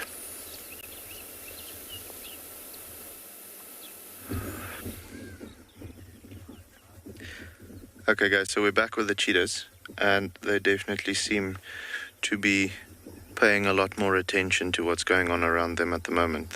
Both of their heads just shot up, looking towards the dam. There's quite a few springbok and oryx, and the giraffe is still there, which will complicate things for them a little bit if they should go that way. But they're definitely starting to look like they are looking for something quite a bit more. Still lazy, as you can see, but they're starting to look up a little bit more frequently, laying up like that one on the right-hand side. You can see he's lying on his belly instead of his side. So ready to just pop up the head and have a look whenever he needs to. So yeah, hopefully we'll get lucky this afternoon. We'll have to see. And it is going to be a patience thing, unfortunately. This wind picking up is also incredible for them to hunt, you know. Hides their sound and their smell and all of those things just so much more efficiently. So hopefully that'll work in their favor. It's a little tough for them at the moment because the wind is not coming directly from any of the antelope species, so they're not really smelling it or so. However, if they're hungry enough, they're going to start moving soon, and they're going to locate on something at least.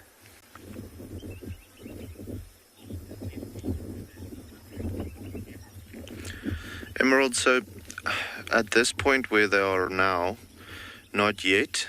Obviously with them, not eating for a couple of days, their energy levels will go down a little bit and so on. But these guys are so, they're designed this way to be able to go a couple of days without food. The thinner their belly, I want to say, the more energetic the hunt will be, because they don't have to carry a lot of meat weight in their stomach around. So that will be one thing. However, if they go like 10 days, or let's say if they get to about 7 days without eating, that's going to start compromising their energy levels, and also make them a little weaker and so on. But as these guys are at the moment, I would put them at roughly around 48 hours to maybe 2 days to maybe 3 days without eating. So with that being the case, they're still very strong and very able to be able to hunt. When they go over that period, let's say, like I said, over 7 days without eating or so, that's going to start making things a little difficult for them. Then they'll have to focus their attention a little bit more on smaller things, let's say a steenbok, which is not as fast and not as strong, so not requiring a lot of energy to take down. Get a little bit of energy in just to, replenish the absolute need for food, and then they can start going for larger things like springbok or like young oryx or something like that. But at the moment, not yet. They're still strong enough to do what they need to do, and they're at that point where they're now hungry enough where they'll actually go for something larger maybe than what they'll usually do, like let's say a big oryx or something like that, a adult female kudu or something similar in size. Whereas, when they have still a little bit of meat left in the tank, they might go for something smaller, something like a springbok, which they'll finish in one afternoon, and it will just about fill their bellies completely. So then they don't have to worry about the kill being stolen or anything like that. But yeah, guys, I think we're gonna chill with them for a little bit. As we've mentioned, they are looking a little bit more aware of what's going on around them. So if there is something happening, or if they start moving or so, we'll come back here. But for the meantime, we're going to go over to Tristan, okay?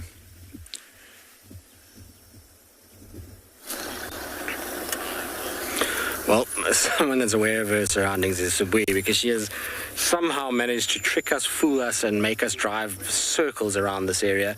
We eventually managed to find her, and you can see we kind of a very steep angle down on her, and that's the only way we managed to see her is by coming right up tight against this drainage line, which has been, well, quite an effort. I feel like I've I don't even know, done a 10-kilometer run from the off-roading that we've done. We've had to go back and forth and round, and it's been quite something. The other two are also around, so the male and little female are somewhere.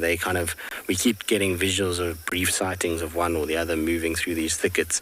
So I'm hoping that if we just stay with her now, the other two will eventually arrive and we'll get all three of them back together again. But they definitely have made us work hard, that's for sure. So Mom is not hunting anymore. She was, at one point when we last saw her, she looked like she was stalking something, but maybe that ran away or just didn't feel like it, and she's now kind of lying up. And remember what I was saying early in the afternoon about how the sand is often cooler than anywhere else. You can see she's lying in a particularly kind of wet piece of sand. If you see that dark sort of coloration around her back feet, you'll see that there's a lot of moisture still in there, and as that's evaporating, it's causing cooling, and so much more comfortable for a leopard on a hot day like this to lie there than it is to lie, let's say hypothetically, in a bit of grass in the shade, a few centimeters away from where she is now. So expected them to be somewhere in these kind of drainage lines this afternoon. Glad that we got lucky enough to actually see her, because if we hadn't spotted her earlier, there's no ways we would have found her here. This is a very tricky spot and an area that is not easy to look. You also don't really want to be walking in these drainage lines at the moment with the grass being as high as it is. It's asking for trouble, that's for sure.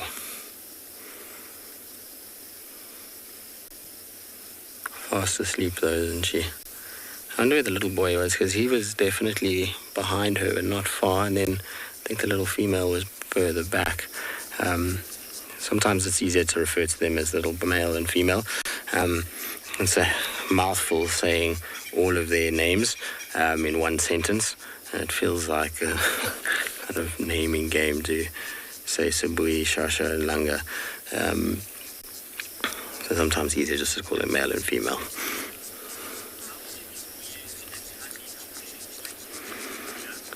So Ula, I wonder if it's Ula who was recently in South Africa with us on a trip. If it is you, Ula, hello.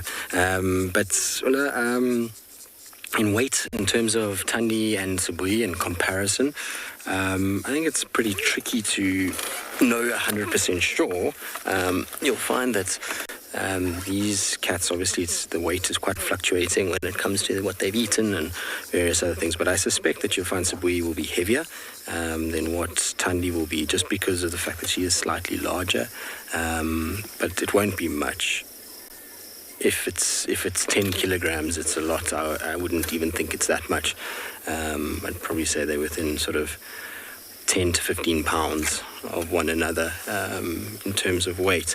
That's if both animals are kind of either thin or both animals are full.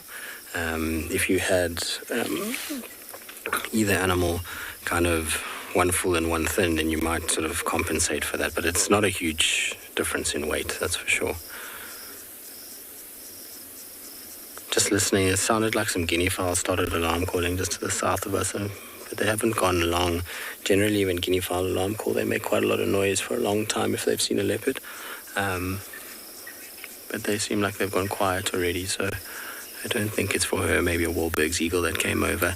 There's a few of them milling about. There's a pair that's been nesting on Chitwa ever since I've been in the area, which was, all the way back in 2011.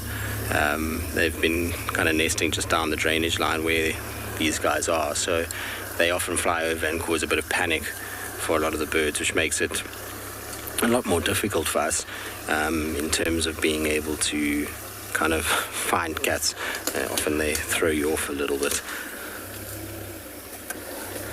We now just need to be patient, I'm afraid, and wait and see whether or not she wakes up and if the other two join her. Hopefully, if they do, then all three will walk together. Gabby, who's 12 years old. Gabby's nice to have the younger generation watching today. You're asking about Sibui's spot pattern and what it is. And so I'm going to make 100% sure before I say this, because obviously we don't want to get this wrong. She's a cat that we don't see as much, but she's, I think, 2-2 is what I seem to remember. I just want to double check quickly. Yeah, 2-2. So she's got 2 on the right, 2 on the left. And for those of you that don't understand or don't know what we're talking about when we talk about spot patterns, is if you have a look at a leopard's face, they have a whisker, sort of where the whiskers are. On top of that is a set of spots that runs from the kind of nose towards the cheek. And those spots are always different on every leopard. And so it's like a little fingerprint for them that we can utilize to make sure that we're seeing a different leopard, or to know which leopard we are seeing. So it's used a lot by researchers. Here, not so much, because we see the cats so regularly that spot patterns are something that you don't really look at. You're generally seeing the cat from much further away. And yes, with a camera, when it's zoomed in, you can see those little whisker spots. But with the naked eye from 50, 60 meters, you can't see the spots on the nose at all, or on the whisker line. So it's more appearance that we go by, area, and then there's a few little markings that you can use on the body that are more useful than actually those whisker spots. The whisker spots are good if you're close up and you've got binos and you can kind of see them, but for the most part, it's very seldom that we would use whisker spots. I certainly don't really use it anymore. It's not something that I find is that useful for us when we're guiding out here. Like I say, for research purposes, completely different, and for IDing from photographs, completely different. But from a practicality point of view as a guide, it's a lot harder to see spots. Like I say, now, I mean, you wouldn't be able to see a whisker pattern at all the way that she's lying at the moment. So use other things. But area is really kind of the easiest way, and then the looks of them. A lot of you who have pets will kind of just know what your dog or cat looks like from afar, just because you've repetitively seen them, and you start to notice subtle differences in their facial structure, their ear shape, their body shape, whatever it may be, and that indicates to you that it's your pet. And it's the same kind of thing with these guys, is when you start to see them regularly, you start to understand that they have slightly different facial features, and it's actually amazing. Once you kind of get to that point, it's easy to kind of tell the difference between these leopards and know when there's something doesn't look quite right, and it's an individual that you're not 100% sure that you've seen before. So yeah, but spots are obviously, you know, the easiest way for researchers. They certainly use it regularly. All right, we're going to sit with her and just be patient. I'm hoping the two little hooligans will arrive in this area, and they'll start to then play with Mom.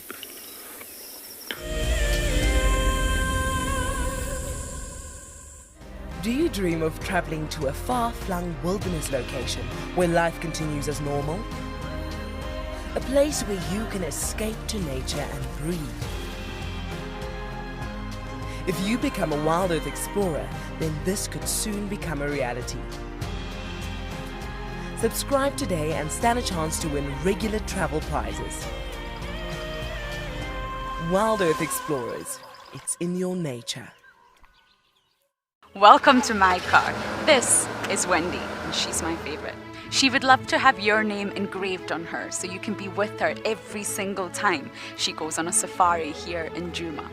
If you become a Wild Earth Explorer, you will have the opportunity to buy an engraved tag which we will attach to her. We will make sure to send you a digital picture to show you exactly where you are sitting on her. You will have front row seat in every single sighting. Our first Wild Earth Explorers competition has closed, and we have a winner. Congratulations to Chantal Sleep from Benoni in South Africa. I felt totally overwhelmed for winning this prize. I will be taking my son with me, and I can't wait to share this experience with him. Chantal and her son have won a behind-the-scenes Wild Earth experience at the magnificent and beyond Ngala tented safari camp. The prize includes a 3-night stay and a chance to sleep out in the unique Ngala treehouse. I would like to thank Wild Earth for making this dream come true, and I encourage everybody to subscribe, to become an explorer, and stand the chance to win these amazing prizes, and so much more. For this month, we have a brand new prize. You could be jetting off to Tswalu in the Kalahari for a 3-night stay at the luxurious Motsi Lodge. Open to all Wild Earth explorers who have signed up before the end of January 2021. Terms and conditions apply.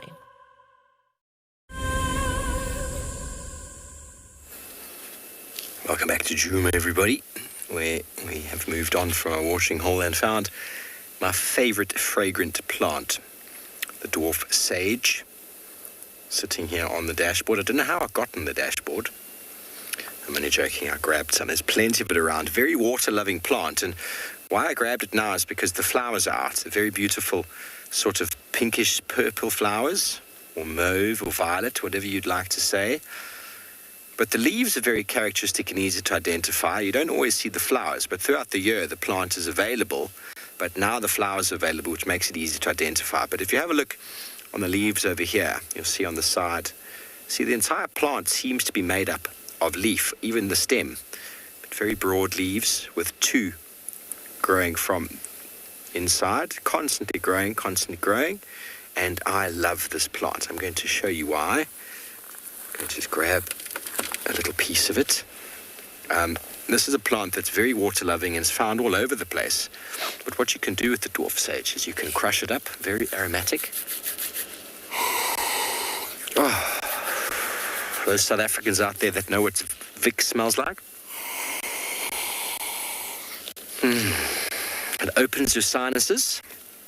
And through my own personal experiments with students and camops and myself alike, it has got a sort of endorphin sort of attribute to it, that after inhaling it, you feel a little bit sort of, okay, everybody, let's get with it. Marcel needs some as well. He's looking a bit flat in the back there. There we go, Marcel. So really, really good for cleaning out the sinuses and just opening things up. It smells really nice. And one thing that's really, really good, I know a friend who's currently at Maholo Holo Rehabilitation Centre, which is not far from Hoedspruit, and she's having to assist with animals and cleaning and pens and dung and all that. And this plant is ideal if you go into a lion carcass where there's dead animals and poo, or if you're having to clean out a cage where there's lots of poo. You just get it in the nose. And then you can deal with anything. All you're going to smell now is this wonderful, very fragrant smell. And at the same time, you're going to open up your sinuses and cleanse your nasal cavities. And I haven't been able to find any sort of medicinal properties of it anywhere. Maybe I should start delving. Maybe I should talk to some of my old professors, see if I can get some analysis done on the plant. If any of you've come across any medicinal characteristics or properties of this plant, please feel free to send it through to me. I've searched, I haven't managed to find anything. It's a very abundant plant here throughout the Kruger in the wet areas. And the last 2 years, we've had a fair amount of rain. It's really, really taken off. Seems to be dominating now. Mikanova wants to know if it's edible. I've done this before. Now, a lot of people cook with sage. Oh. Oh. No, it's not. Not very edible, Mikanova. Now, that was very strong. Excuse me while I just have a little wet. That was delicious. Marcel's cracking up on the back here. What is that? Was that a track? So the medicine, or the phenols, which are obviously what we're smelling, the chemicals that we're smelling in there that are keeping it or make it very fragrant is what the plant is using and designed to keep it from being eaten. So whenever you find a very, very fragrant plant, I mean, most of the plants we use in the garden for herbs, so rosemary, lavender, thyme, oregano, they're very, very strongly flavored plants. We've designed ourselves or developed a taste for them. But essentially what many of those plants are doing is creating a chemical within them to make them unpalatable. And unpalatable basically affects the plant's digestibility and then leads to animals leaving it alone.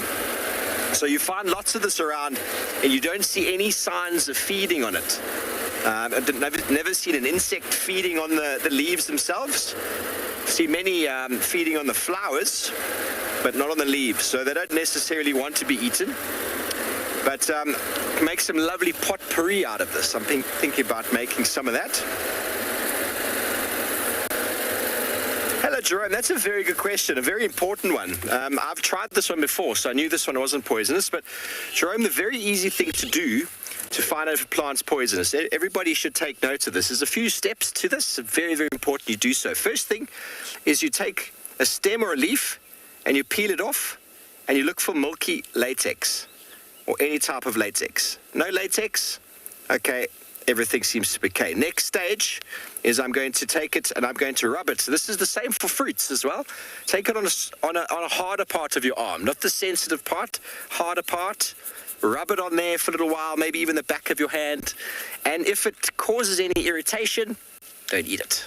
Okay, now if nothing happens there, go to a softer part of the arm, inside of the arm, where it's a little bit softer. Do the same thing there. Give it a few minutes. You've got time, you see, you've got time. And then nothing happens there. Then the last step you can do is you can tip it on the tip of your tongue. Tip of the tongue picks up bitterness. If you pick up bitterness, avoid eating that plant, essentially. And if you do get it in your mouth and it feels like it's a little bit tasty, eat a little bit, don't eat too much. Your body is not designed to eat too much of it. And then another very good thing out here is to follow the animals. If a baboon or monkey is eating them, there's a good chance you're able to eat. But don't just go and eat things that you see out in the bush. There's lots of red things out there. Red is often a very, very bad color. I know we know lots of fruits we love to eat back home. Ooh, red, look how juicy. Red is often poisonous. So maybe avoid it or go through those stages of testing. And very importantly, only eat little bits of it, because it might still make you sick, because you aren't really designed to be eating it. But for starvation purposes, you might get through that eventually. So hope that helps. Some nice tips for the wild. Okay, well, we're going to carry on here. We're going to head towards Twin Dams, and then go check out the Mawati, see if we can maybe pick up on any sounds of Tundi. In the meantime, back over to the west, Tswalu Kalahari.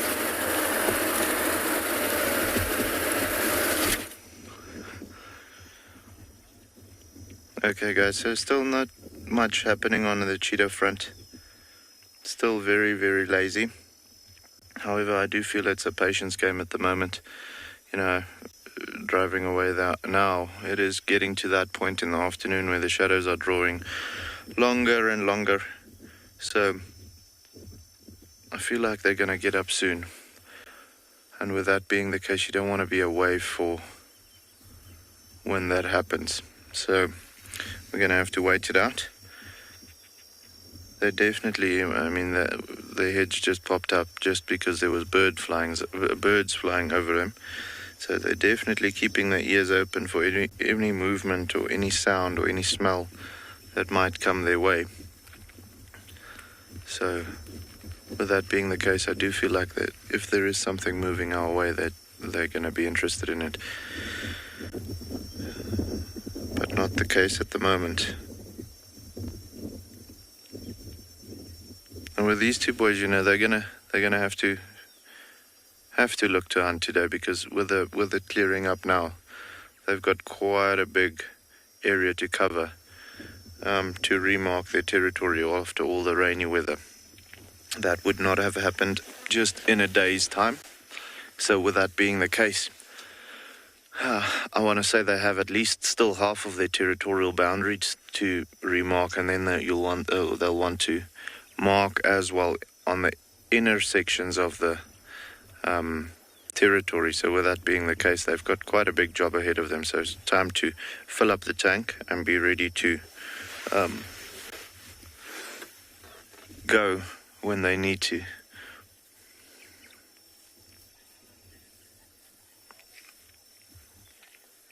Daniel, very good question. Yes, a lot of other predators would actually attack the cheetahs while they sleep. The largest enemy, I want to say, right throughout southern Africa, or right throughout Africa, will be the lions. They are responsible for killing quite a bit of cheetah during a year. However, over here in this particular area where we're in right now, the spotted hyenas will definitely be a problem for them. They'll need to be careful of those guys. Also, leopard will be something that they need to be wary of. And then, you know, not only predators, you know, if they come across a buffalo will recognize them as a predator. And with that being the case, if they get the chance, they'll want to eliminate a potential threat. So buffalo will go for them as well. Rhino might chase them around a little bit if you like places like Pinda or so. But out here, predator-wise, if you have to think specific to Tswalu, it's going to be places or things like the spotted hyenas, the lions, leopards, those types of things. Even brown hyena, if it's one-on-one, they'll definitely be able to overpower the cheetah. And it doesn't necessarily need to be a kill. It can also only be an injury, like, you know how powerful a hyena's bite is. If they just get a hold of the arm or the leg or the foot or even the spine and they just quickly bite, you'll find that they will injure that cheetah mortally and either die on sight or within a week or so, you know, either from infection or not being able to hunt or anything like that. So with that being the case, yes, there are other predators, definitely, that would want to kill the cheetahs, especially while they sleep, because then they can sneak up on them. With the cheetah being so fast, they do need to get quite close to them, if not surprise them completely, to be able to get a hold of them, or corner them like in a mountains, on the foot of a mountain or something like that. But yeah, we'll have to, at the moment, luckily there's not any predators around that we know of. We might be wrong, there might be a leopard in a tree not too far away from here or so, but nothing that they need to worry about for the next, let's say, 2 hours until it gets dark, because that's when those big boys start moving around. So yeah, guys, we are going to stick with this flat cheetah for a while and send you over to a flat leopard in Djuma, see if he doesn't want to wake up a little bit. Well, we're in the same boat at the moment, much like we were this morning. Tswalu is also very, very flat. She's kind of rolled in a funny way now, and the visual is not that good. No sign of either of the cubs. I was hoping if we were just patient, they both would arrive, and then we'd kind of see her moving a little bit. And maybe that's why she was moving earlier on, is because the cubs were around. And she just wanted to get away from them in some peace and quiet, and so she's found herself a nice spot where they won't bother her. So what I might do from here is actually just go back down the drainage, see if we can't find either of them, and see if maybe they're in a slightly better spot that we can see them. But I've been sitting here kind of thinking about her and the cubs and kind of what's going on with them and where they're going to be in the next few months. I suspect that we're going to start seeing her kind of pushing the cubs out, which is obviously going to mean that she's then going to start coming into estrus cycles again, which is going to be interesting to see which way she goes. We've seen Mulawati is moving far north at the moment, and that's because I'm sure that he's getting the scent of Kalahari particularly, but maybe even in Sele, up towards the northern side of Djuma, Buffelshoek, as well as Shadulu in the west, because he's being seen around Arathusa too. But if I was Mulawati, I would not want to go too far, because Tswalu is a prize catch, and so, if I was a Mulawati leopard, I would kind of move my way down the side and just make sure that in the next few months I don't go too far, because otherwise you never know, maybe another little male sneaks in and sires the cubs with her. She's obviously a prime specimen. She's a beautiful leopard and in kind of prime of her life, which means that she's going to attract the attention of multiple different individuals. If she goes south into Mala Mala, it'd be interesting if she drags a male north. We know that there's a few males kind of hanging around in this area with Quarantine and Mulawati, and you can never really write off Tingana, although I would be very surprised if he came down here. You can't really write him off. And then, of course, even Hukamuri could make some random move and kind of find her. So Mulawati needs to sort of get a little bit further south again. These cubs won't be with her for that much longer, and then you're going to find a situation where he's going to have to be proactive about sort of finding her and then mating with her. Although she's also a cat that moves a lot. She goes up and towards Djuma, and I'm really going to be intrigued to see what happens with her and these cubs and where she leaves, particularly Langa. And because of Langa and where she's kind of, as a female, where she's going to fit in this complex system between Shadulu, Tlalamba, Tandi, and Kuchava, which I'll get into a little bit more now. But Zay, you're asking how do you know a leopard is territorial in an area? It's quite easy.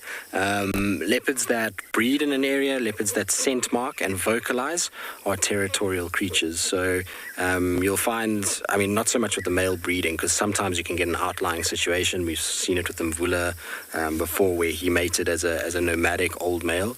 And even Tingana, who, he's not really nomadic, nor is he fiercely territorial, but he's mating every now and then with Insele at the moment. So, but with females, if you're finding them having cubs, you're generally finding them then scent marking, as well as kind of calling and making sure other leopards aren't around, and that's a good indication that they're territorial. So scent marking really is the kind of definition for it, but any sort of leopard that breeds in an area would also kind of qualify for that as well. And that's why I was saying it's going to be super interesting to see what happens with Langa, because basically what you've got is, let's say this is Sibui's kind of territory here. This side of her is where Shidulu is. This is Tlalamba, this is Tandi, this is Kuchava, and they're tightly packed in this sort of periphery. And so Sibui has now got to somehow carve a territory either south or north that allows space for Langa to start her life. Ultimately, with female leopards, often what they'll do is they kind of carve off a section of their territory and sort of donate it to their daughters in order to start their lives. And if you see with Tandi, it's a prime example.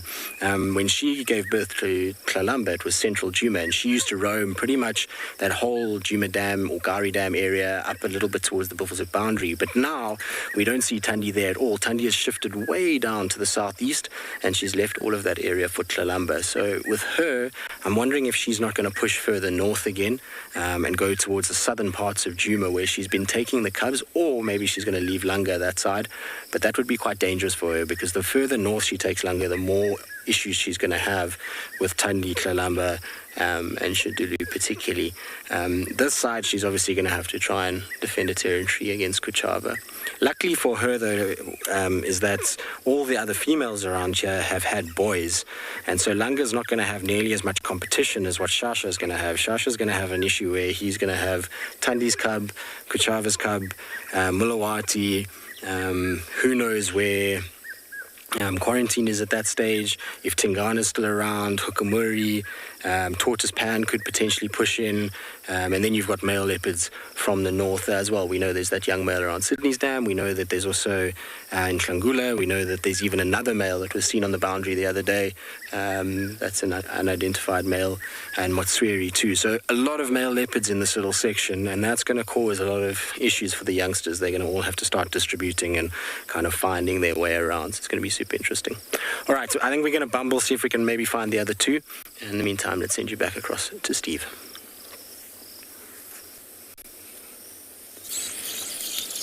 Love to come and join you shortly. Hello everybody, you're back with us. We've decided to find our weavers.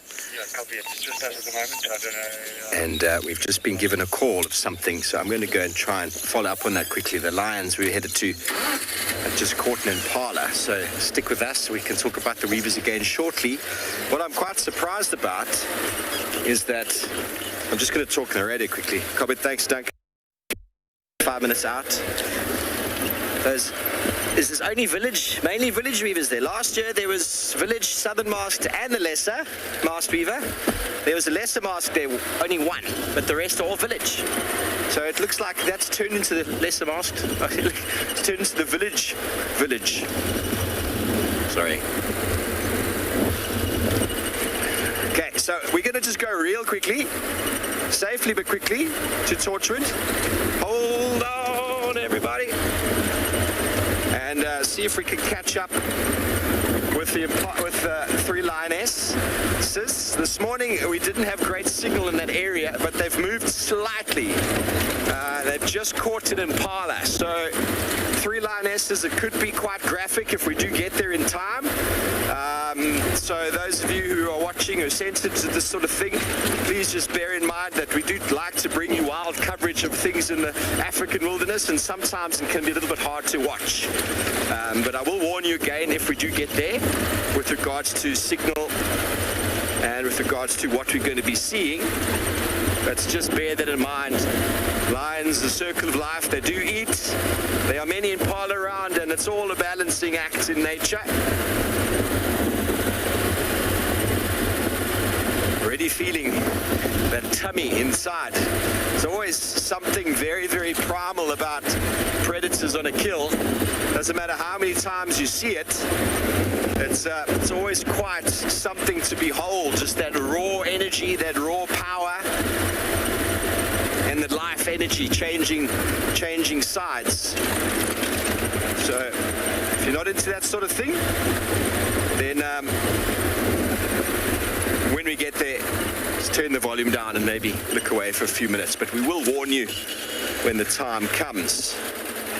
Oh no, we've got an elephant roadblock. Elephants everywhere. Elephants, okay, they heard me. Come on, elephants, you want to move out of the way? We're not going to chase them, of course, but they've decided that they want to move out the way anyway, which is great. Hello, big fellas, beautiful ladies and sons and daughters. We are indebted to your movement. Often is the case they would have stopped in the road and then we just would have waited. It's the way it works. They never want to push animals out the way, but they've moved on their own accord. So thank you, Mama, for your beauty and your kindness and allowing us through.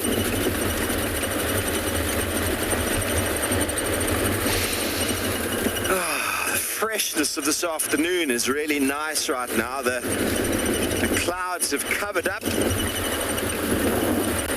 The rain doesn't seem to be approaching us at all.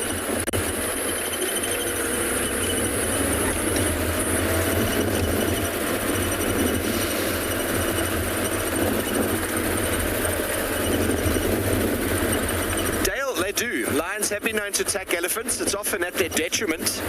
It's why elephants sort of behave like they do sometimes, especially with youngsters, because young elephants are at risk of lion. Obviously, there's much easier things to catch out there, but lion are the one predator that are known to kill elephant.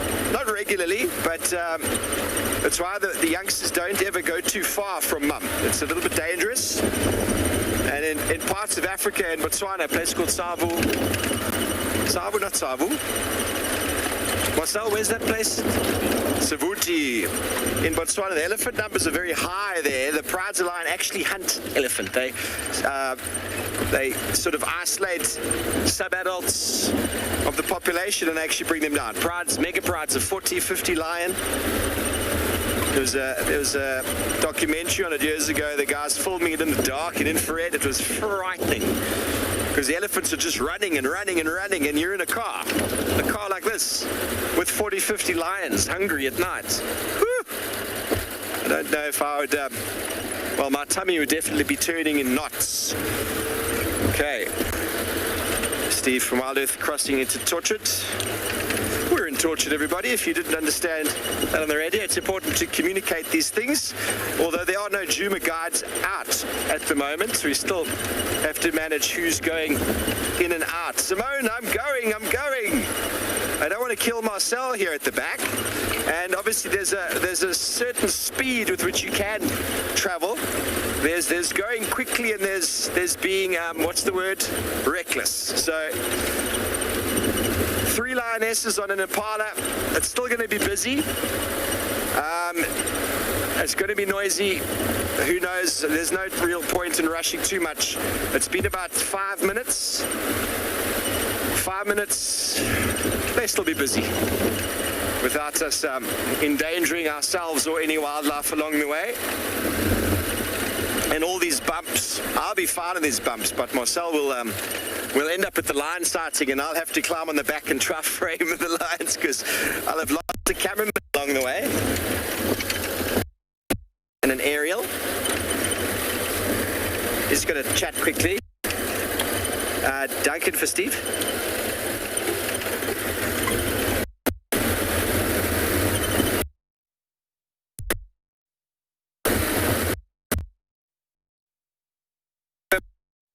From the dam. I'm just coming.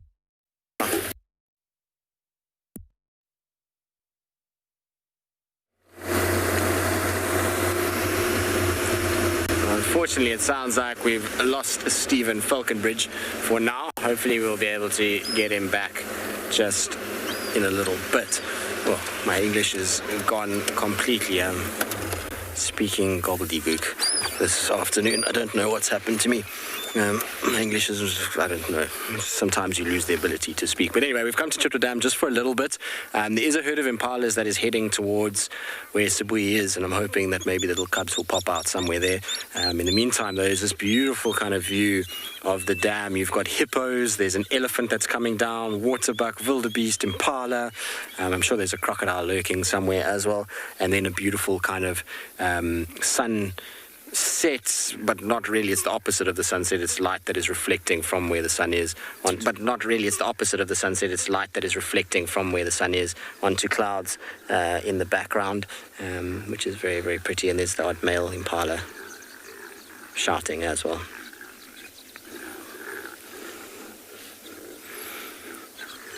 It's always very kind of serene when you come to Tswalu Dam. I love spending time here. It's a little dam that always has got a surprise somewhere. So if you just sit here for long enough, you'll either get a random bird that arrives, or you'll have something coming down to drink, or there'll be an alarm call close by. So it's, for me, at this time of the day especially, is one of the best places to spend time. I kind of like sitting here at this time of the day. It always makes me feel like there's a possibility of something at any point. Now, I was saying that there's hippos, but there's also an ellie that's striding off in the distance. He's kind of walking away from us. I was hoping he was going to come down to the water to drink or have a little swim, given how humid it is, but I think he's already swam somewhere else, because he's all kind of dark in coloration. You can see him just sort of moving off in the background. He's not even stopping under the marula trees. Normally at this time of the year when they're on this clearing, it's because they're looking for little marula fruits that have fallen, and there's quite a few marula fruits on the ground. Even though they're not hugely ripe or very developed, especially with the rain and the storms that we've been having and a little bit of wind, it often dislodges the number of marula fruits. And so I'm surprised that we're not seeing more big bull ellies sitting under the trees, kind of just feeding. It will obviously happen over the course of the next little bit. We'll start to see a lot more of them coming in, and herds of ellies will become far kind of more sparse, and you'll find that the big bulls will sort of take over. And if the herds are here, they generally have a tough time because they're harassed by these big males that are in the area. It's crazy to think, though, that kind of 4 months ago, where those hippos are right now was right at the edge of the dam, which is crazy. Now, lots of you saying such a beautiful dam, and because it's a beautiful dam, I'm actually going to stop irritating all of you with my voice and let you listen to the sounds, because it is a nice dam for sounds. There's always calls and the hippos and various other things.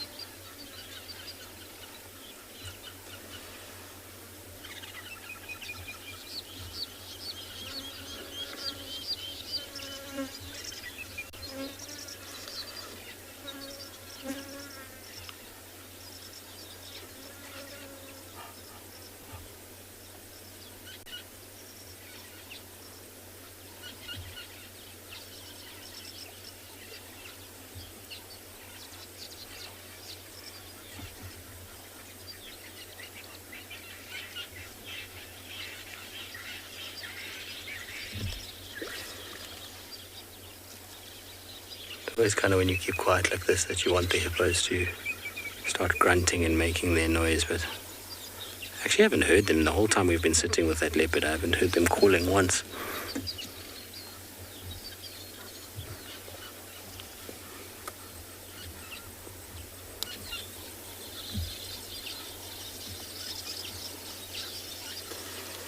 Super peaceful though, isn't it? It's such a kind of say, like, beautiful evening.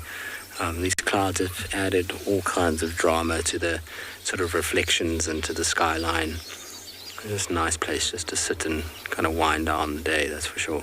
Also, thankfully, cooling down a little bit now. I believe that poor Taylor, where she is, up in Pridelands and near Hoedspruit, got absolutely hammered with rain this afternoon. There's flooding all over the place. Taylor's fine. She sent me a voice note kind of showing me all of the rain and describing it in great detail. But I've got lots of photos from all kinds of people of roads that are flooding, and so it must have really, really come down that side. Here we haven't had anything, and that's why the humidity is so high. After that rainfall that's in the air, I reckon we must be easily at 90%, if not almost 100% humidity this afternoon.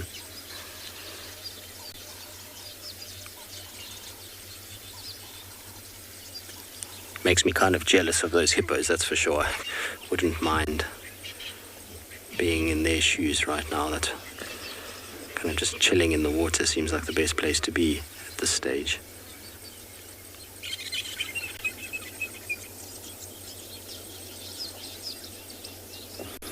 All right, we'll kind of just bumble about a little bit, and then we're going to head back towards where Tswalu is, see if we can get some luck there. Hopefully she'll be up and about when we do return.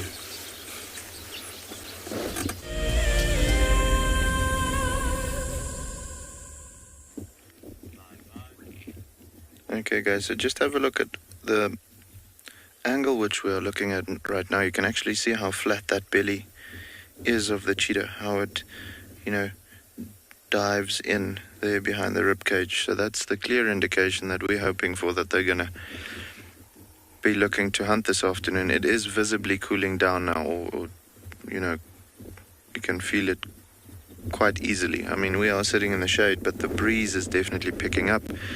The temperature is dropping, so hopefully soon we'll be able to get a little bit more activity from these guys. Because the most movement we've seen at the moment is the grass moving in the wind. So we're really hopeful that this will be the case, that they also start moving soon, which I'm pretty sure about. It might not be right now, it might not be in the next 20 minutes, but it will be this afternoon. They are going to look to hunt. Well, if I looked like them, I would definitely want to hunt this afternoon, so that's what I'm banking on. So yeah, hopefully soon they'll get up and get active and, start looking to get something to eat. Cheetah hunts is not an often thing. I see the one just popped his head up. So like you can see, quite regularly they're doing that, just to keep an eye open for whatever's happening. They are looking into the direction where the wind is coming from, so they might also be smelling something. But you can see those eyes are still very sleepy. So I think maybe another 20 minutes or so, and they'll start getting...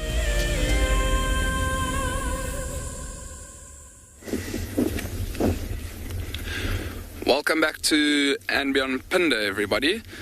We've left those open grasslands where we were with those buffalo and rhino. It is getting very windy out in those open areas, so we decided to leave them, and it seems like the storm is starting to roll into Anbionpinda. We've come into a section of the reserve that's very good for leopard. There's a female in particular that's very relaxed. We often see her. I actually saw her last night. So we're driving around the area where we last saw her yesterday evening, just seeing if we can find any tracks or signs of her. We were sitting at a little water hole, just listening out for any alarm calls that could potentially give her position away. Things like these impalas that we're sitting with at the moment, nyalas. It's quite a dense drainage line around us. We haven't had any luck at the moment, but we're going to continue though around this area, seeing what we can find. Hopefully we strike gold and can find that female leopard for everybody watching. But these impalas, they seem very relaxed. You can see a lot of them are browsing. One's even going to the bathroom there. And they're feeding off the grass, as well as some of these little trees around. We're going to send you off quickly to Tristan. Well, it seems as though everybody's being fairly feisty. Just now we had male impalas chasing male impalas. There's been a male waterbuck chasing a female. And now this big bull elephant is chasing another bull elephant. Unfortunately, the other bull screamed across this open area at about 70,000 miles an hour and has disappeared in a blur of flapping trunks and ears, and kind of just generally looking very, very kind of upset about the fact that he's being pursued. You can see this one has got trunk up and is just kind of walking with a lot of attitude, that's for sure. But I don't expect that other one will stop anytime soon, and I also don't expect that this elephant will stop chasing him for a while still. We're going to see a lot of this over the next little bit. As all these bull elephants come through, lots of them are going to be in muss, which is going to mean that we're going to find a lot of temperamental, busy male elephants that are going to chase each other, females, all kinds of other things. In fact, this time last year, we were seeing males trying to mate with almost every female. In fact, we got mating on camera twice, which was pretty crazy to see. So I think we're getting ready for a repeat performance. As our elephant kind of disappears into the vegetation, you can see he's crossing the road exactly where the other one disappeared. We've got some guinea fowl that have just arrived now. They're coming down to have a little drink. Little egrets have just flown over. I haven't seen those guys in a while at Chitwa. Nice to see them. I'm a bit disappointed, I must be honest, about the bird life this afternoon. I've been scanning around, and I don't even see any sandpipers on the edge of the dam. There's no kind of movement. I would have thought we would have had green-backed herons, sandpipers, or on the fringes. Even sometimes at this time of the year, you get different gull species that come in, open-billed storks. So I was kind of hoping for both of those, but alas, no sign of any of them. Just lots of different animals that are running around. Beautiful evening, though. You might hear a car coming. They're coming down to the dam just like we are. Going to try and see if they can spot anything. I'm sure they want to try and see if they can get that leopard, but really the view of Sabri is so bad for most vehicles that they won't really get too much of a sighting from it. Our vehicles are pretty much the only ones that will get there. Okay, well, we're going to carry on. Let's see what else we can find. Hopefully Sabri is going to get up and going fairly shortly.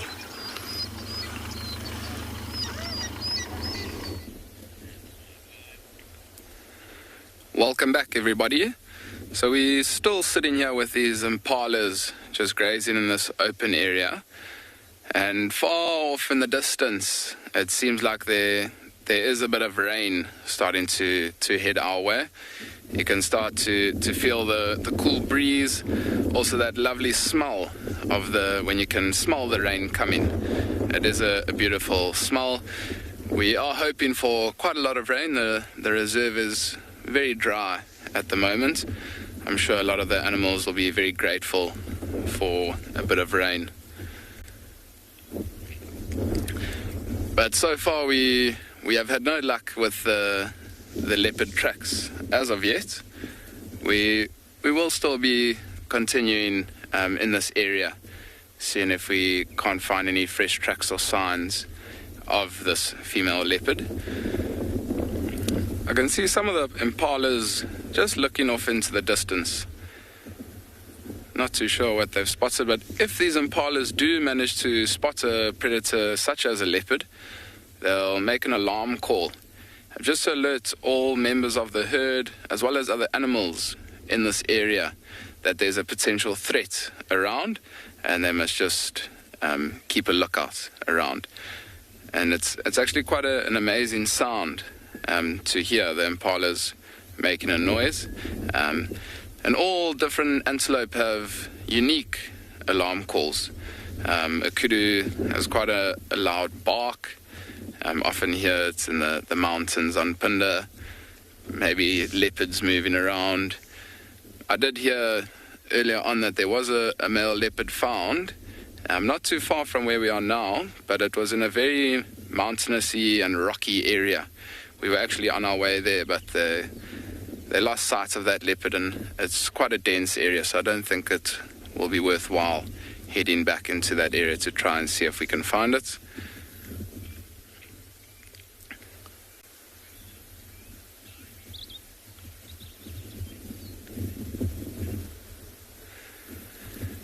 Kylie, thank you so much for your question. Impalas, they are pretty defenseless animals, particularly with predators and things. I mean, you can imagine if a leopard comes and tries to catch one of these impalas, or does catch an impala, those other impalas in the area, all they're going to want to do is try and scatter and get away from the threat, which would be the leopard. I know it is lambing season, so there are quite a lot of youngsters around, young Impala lambs.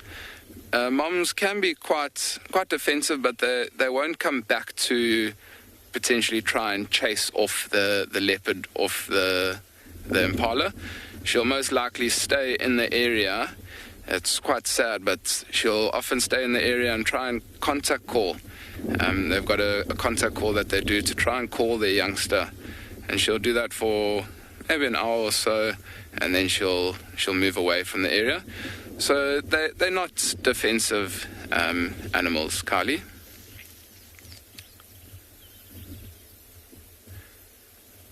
With this breeze around, I can see the impalas, they're feeding a little bit. As the breeze picks up, they just pick their head up a little bit, have a look around, see that there's nothing around. You can see one of the impala lambs, Glenn. Excuse me, I saw it just looking into the bush over here. I wonder if it didn't see something maybe moving around, just making sure what it is.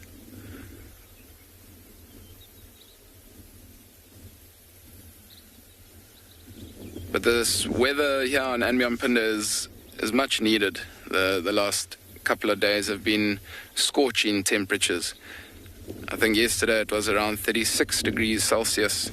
And I mean, with the humidity here where we are, not too far from the Indian Ocean, it's very, very humid on Anbion-Phinda.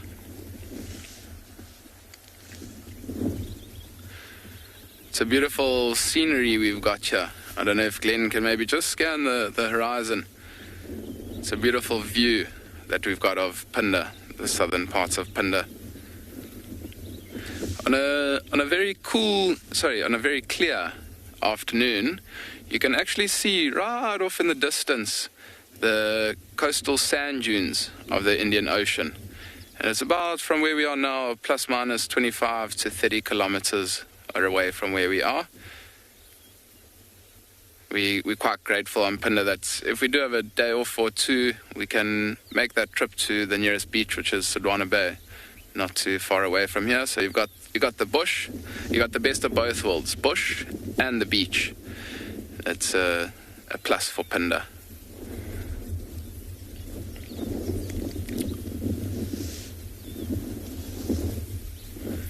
You can see some of these impalas getting a little bit closer to us. So I think we're going to leave these impalas. We're going to continue on our leopard search. We're going to send you over to Steve. Let's go see what he's got for you.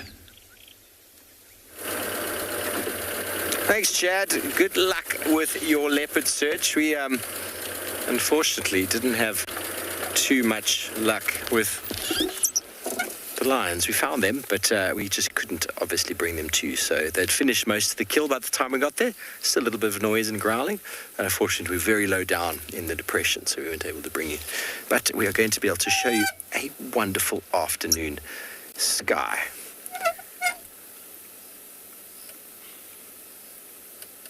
One of my favorite times of year.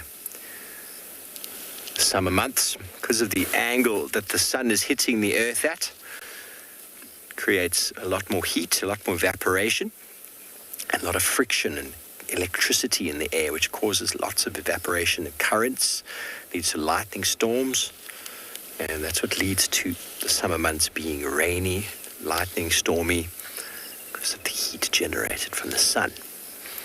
So I'm going to just allow you all a few moments to just revel in the beauty that is the sunset, and maybe contemplate your day. Maybe contemplate some thoughts going forward into this year, 2021. Any big achievements you have set forward, or anything you'd like to get done, or anything you'd like to forget about as well.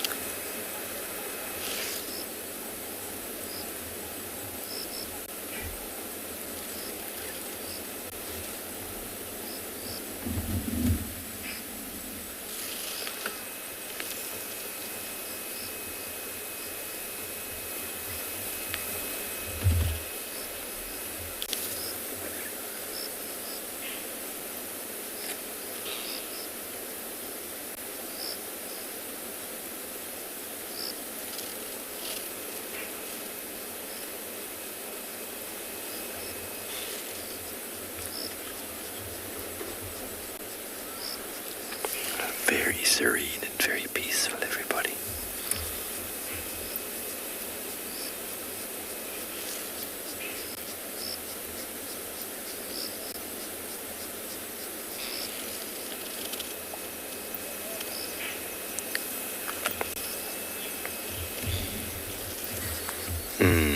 Alright, beautiful sunset.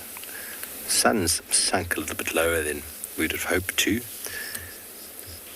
but still beautiful nonetheless to see this wonderful sky.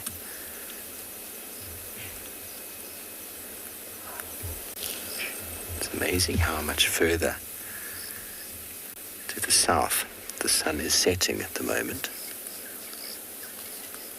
Last time I framed up a sunset, a lot more open space over here. It's amazing how it moves. And how the angle of the sun changes on the earth, leading to our summer and winter seasons in the north and the southern hemisphere. We're going to spend another moment here taking this all in. Send you over to Tswalu with this sleeping cheetah.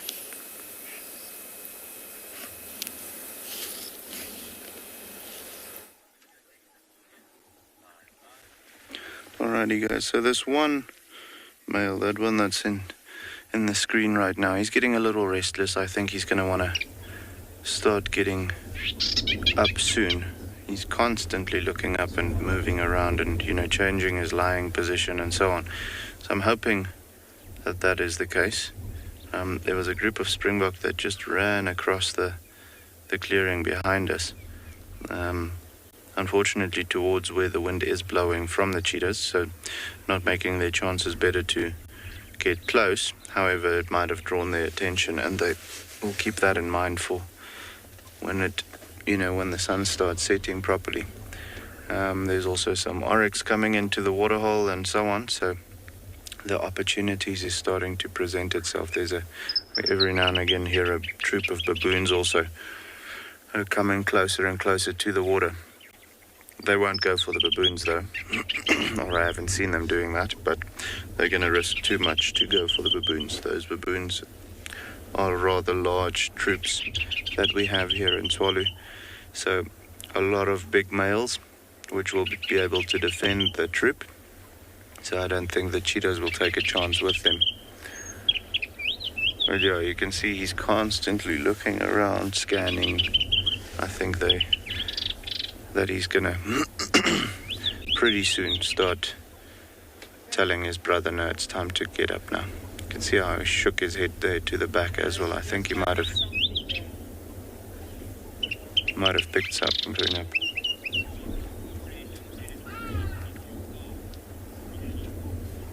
Roshi,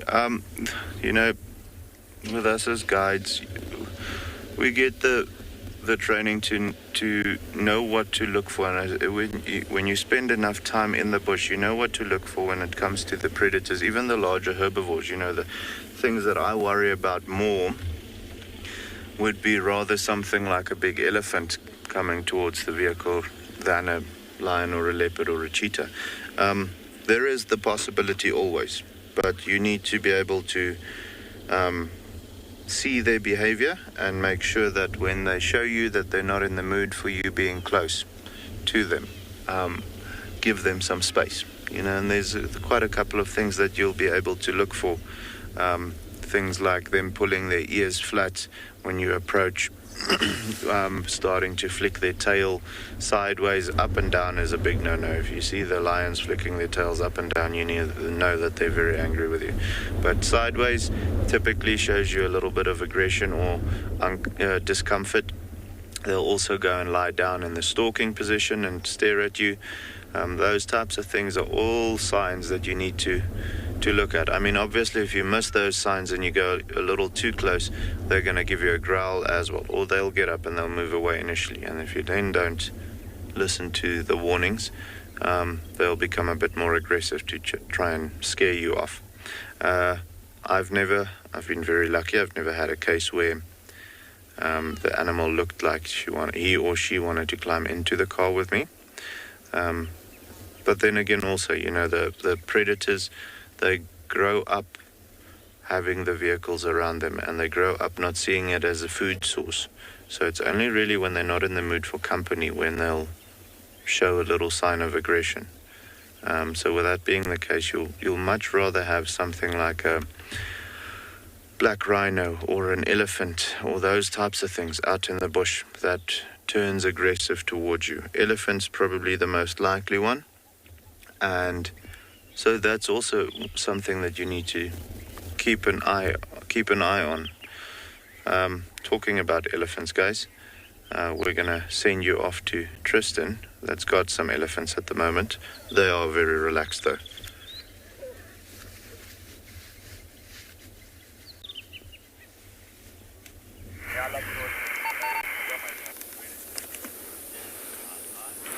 Well, we've managed to catch up with our two Ellies. Unfortunately, we went back to where we left Tswalu and she's gone, which is typical. It always happens when you do that. I should have known better. But we'll keep scratching around for her. But I just kind of bumped into these two Ellies. Unfortunately, Langa has gone west into Little Gowrie, so we missed her. But you can see the male on the left is the bigger of the two, and he's bullying the one on the right, which is the one that was running earlier away. Unfortunately, he's not going to get too many marulas because every time he tries to get close, that other male kind of lunges at him and makes him sort of move out the way. They're not that different in terms of body size. The one at the back's got slightly bigger tusks and I think just has more attitude in general, which goes a long way in the natural world. I mean, you've got a lot more sort of sternness about you that can often keep the younger individuals at bay. I just want to see if he potentially, I mean, he's picking up marulas for sure, but I want to see if maybe he's going to push the tree. Often what you'll find is if they find marulas at a tree, they know that there's more in the tree itself. And so they kind of go up to the tree and they headbutt it and almost hit it so that it shakes.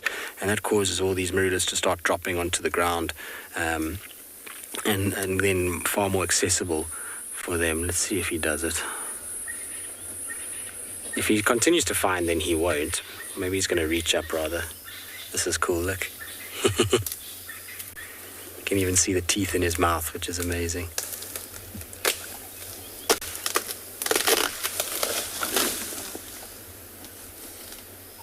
Isn't it incredible the power, one, and two, the reach that these guys have got? And that is seriously high up there. And he's managed just to kind of break it with effortless ease, using the weight of that head. And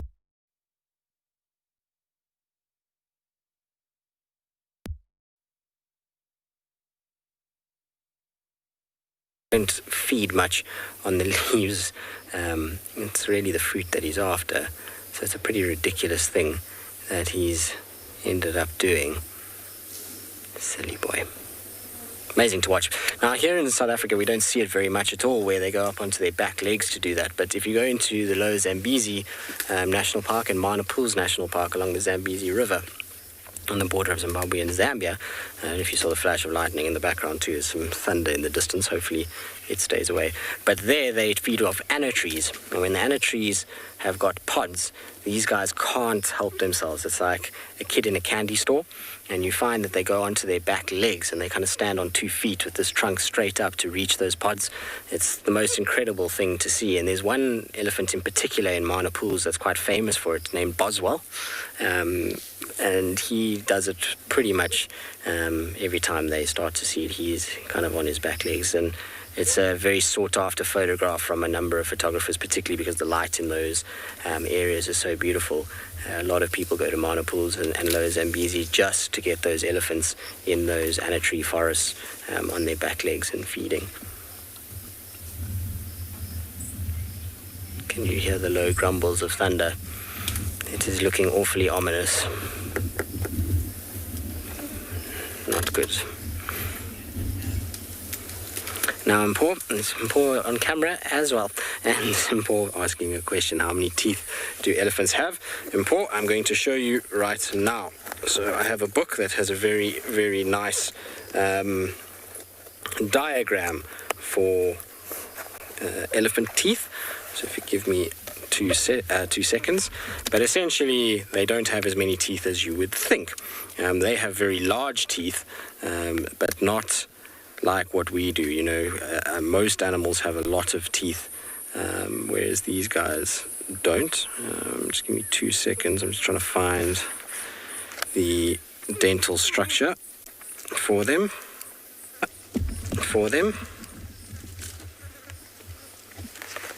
Where is it now? I know I had it here somewhere. Sorry, there we go. All right. So, if we have a look here, we have the dentition of most animals.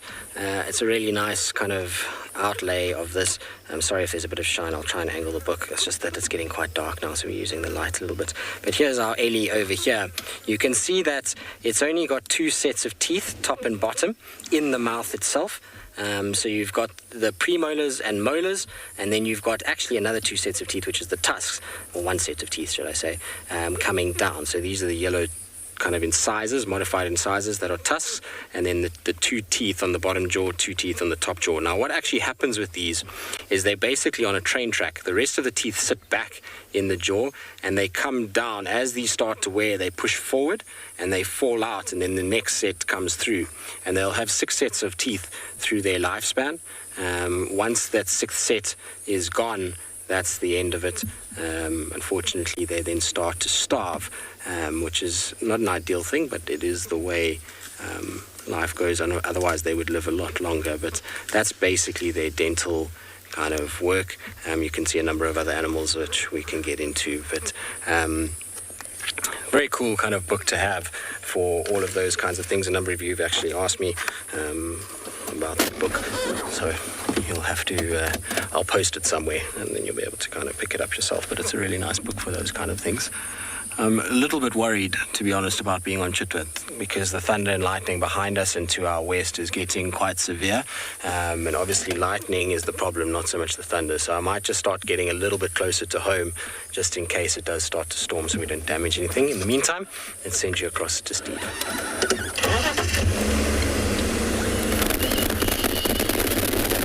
Well, just likewise, we saw and heard that thunder and lightning while we were doing our last segment, and we've also decided to come home. And then there was some huge rolling lightning, or should I say rolling thunder? That's the right term, isn't it?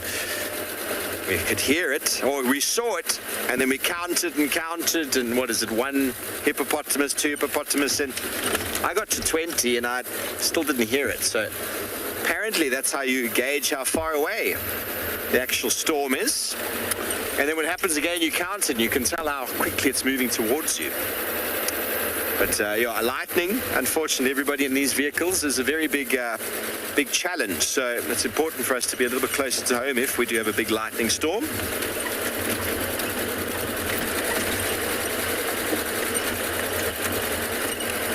So it's potentially dangerous, not just to the equipment, but to us.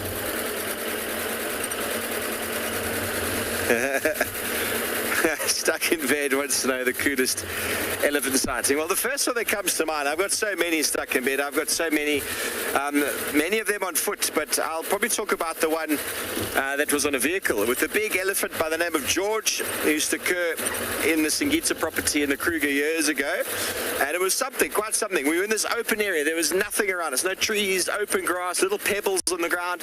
And there was this big old elephant bull. He was so old, both his tusks were broken off. He was just, his skin was all wrinkly, and he had this young elephant bull hanging out with him. And George was very cool. Even on foot, he was very cool. And so this one day, this young elephant bull was in the open area. He was behaving all sort of strangely with us, like, what's this vehicle? What's this vehicle?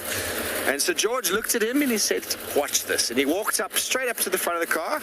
He picked up some pebbles on the ground and he threw them into the car, onto me and the guests. Oh, I'll carry on with that, but let's send you back to Pinda.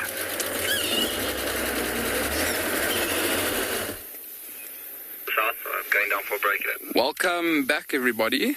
So we've been looking for a leopard, but we came across quite a small African rock python. Sorry, southern African rock python. You can see how it's just lying in the road there. Hasn't moved at all since we came around the corner. How beautiful are those patterns on it. And I think what this rock python is doing is lying on the road, trying to absorb as much of the heat as possible. You can imagine, I've been speaking about how hot it was here on Punda throughout the day up until probably about 3 o'clock or so.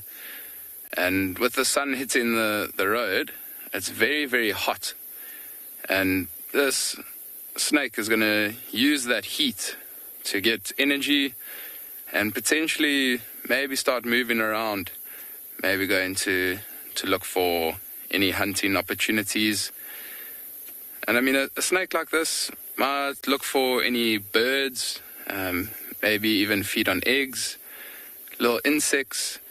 It is quite a small African rock python. I know it is quite large, I'd say.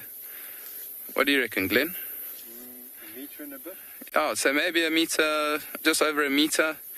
Rock pythons can get up to maybe 5 meters, 5-6 meters. That's triple the length of this one, which is quite massive. The biggest one I've ever seen is probably 3.5 meters or so on Punda. Wasn't too far from where we are at the moment, actually. But it's beautiful how it's just lifting its head there, right on the road for us. I'm sure there's a couple of snake fans out there that are very excited at the moment. Myself in particular, I do enjoy snakes, looking at snakes. Penelope, I'm very happy that you're so excited. You can ask Glenn, I was very excited when I came around the corner. It actually gave me a bit of a fright. I thought at first it might have been maybe a log in the road or a stick. But then I had a second look and I was like, wow, a snake. So I'm just as excited as you are with this python. It hasn't even moved at all since we've been here.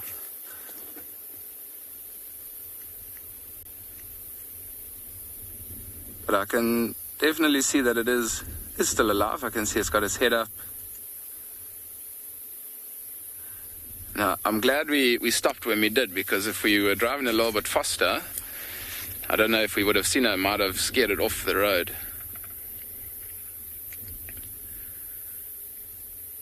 There is still quite a cool breeze blowing here on Punda. The clouds are still rolling in. I think this evening we're going to have a bit of a downpour, which a lot of the animals will be very, very happy for. This snake, I think, most likely will probably start to move off.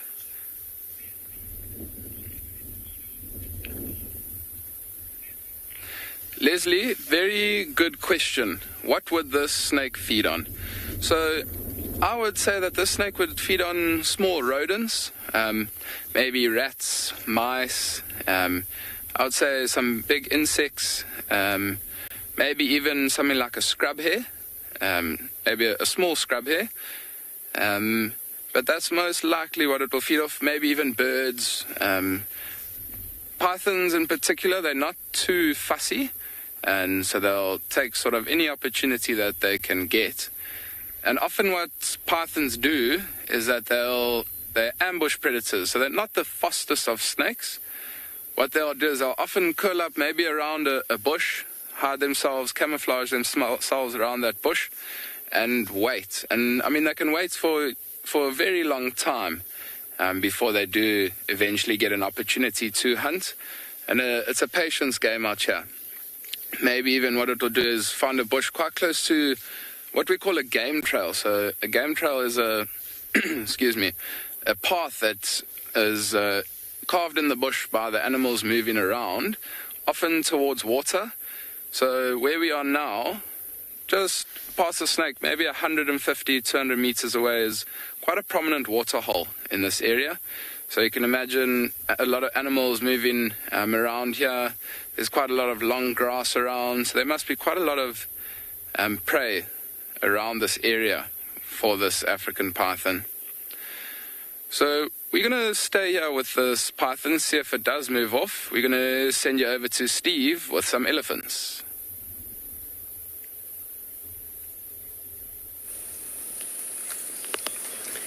Well done, Chad. Pythons. I haven't seen a python in ages. So you're back with us here on Zoom, everybody. We were talking about elephants before, and we've caught up with a small little herd here right next to the road, so I can continue my tale. So what I was saying before was that George basically said to the young elephant, he walked right up in front of us, picked up some pebbles. They weren't dangerous pebbles, everybody, just like the size of dice. And he just threw them into the car, and it made that click, click, click, click, clattering sound as the pebbles struck all the metallic objects and the chairs and the people. And then he turned sideways and walked past us, very close, almost saying, see, these people are nothing. And the young elephant walked behind him with a big strut going, you see, I see you nothing. George just showed you who you are. That was such a magical sort of understanding of how older elephants teach the young elephants of how to fit in and about how things work and all of that. But to be honest, I've got so many tales of elephants in my life, of elephants coming right up to the car, sniffing my face, elephant bulls on foot in fever tree forests up in the Porphyry, northern Kruger region. Elephants are very sacred to me, beautiful animals. I love spending time with them. They're always busy, you see, always busy. Even when they're sleeping, they're still busy because they don't sort of sleep silently. They're making noises, and adults are standing nearby, and they're moving a little bit. And it's actually quite beautiful to be in the presence of sleeping elephants. Last year, about this time, I think it was, we were in the riverbed north of camp, around Gary Cutline.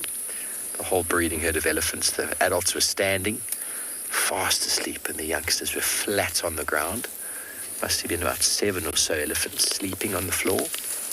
And we just spent about 45 minutes, an hour with them there, which was quite something. Maybe less than that, but we got transported to another time. It's not like when you see lions sleeping, it's just flat, no movement. Elephants are moving, their ears are flapping. They're swaying a little bit from side to side. There's some deep, heavy breathing. Someone's always a little bit more alert and maybe a bit of movement happening. And then there's also the smell, which we're smelling right now. Sort of a sweet, composty smell. Sweet, earthy smell.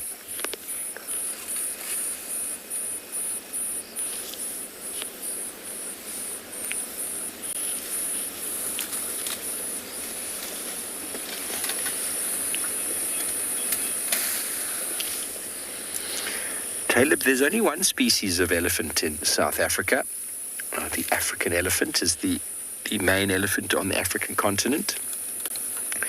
There's the Indian elephant as well, and then forest or pygmy elephant.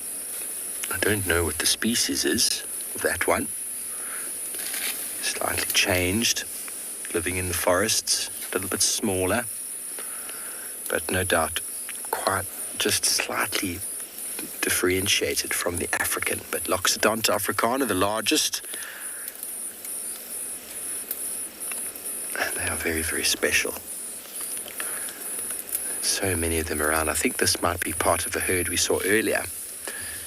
We're slowly making our way back to camp so that we just within shooting distance if the storm decides to break. The lightning seems to be coming from all different directions now. It's hard to actually tell what's going on, but that's what I spoke about earlier, the orographic rain.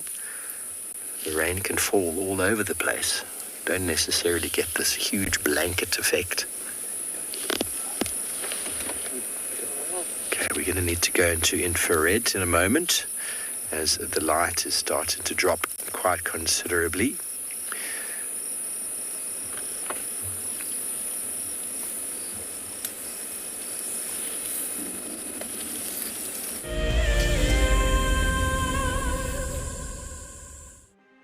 For the month of January 2021, we are offering a chance to win a unique Wild Earth expedition to the magnificent Tswalu Kalahari.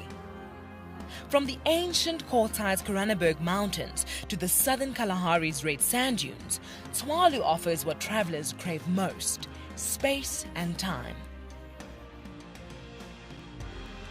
The winner will explore this landscape in a vehicle, on foot, or on horseback, with a chance to go behind the scenes with Wild Earth and of course meet the meerkats. The prize includes a 3-night stay for you and a friend at the luxury Motse Lodge, including flights from either Johannesburg or Cape Town. Open to all Wild Earth explorers who have signed up before the end of January 2021. Terms and conditions apply. If you love to watch Wild Earth, then we are inviting you to join our Explorers program. For a monthly subscription, you will have the opportunity to win fantastic Wild Earth expeditions, join our guides for a chat around the fire, receive weekly highlights from our shows, and much more. All the money will go to keeping these live safaris on air, which in turn allows us to escape into nature every single day. The new year has arrived, and with it comes all kinds of other new beginnings. From hyena cubs to meerkat pups, the bush is full of new life. If you want to find out more, then sign up to be an explorer and join our New Beginnings Fireside Chat. Tristan and Steve will be looking at what's new here in the wilderness as we enter 2021. Join them on the 17th of January, straight after the Sunset Safari.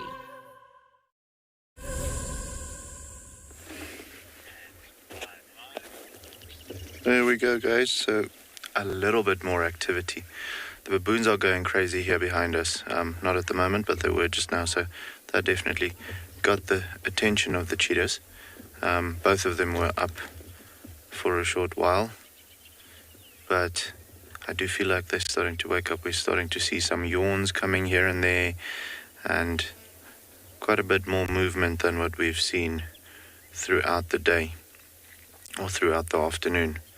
So hopefully soon they're going to start moving. It is now cooling down very nicely, so I think they might just be waiting for the sun to dip a little lower before they start moving. Or maybe potentially something coming into this area also.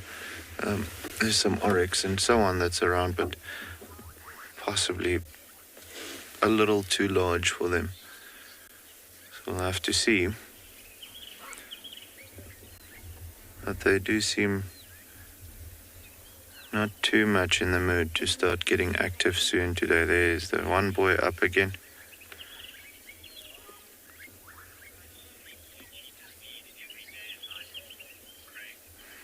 Craig, so you'll find they don't necessarily sleep as long, but they'll be inactive. It's just like lions. They don't physically sleep for 20 hours a day, but they are inactive for 20 hours a day.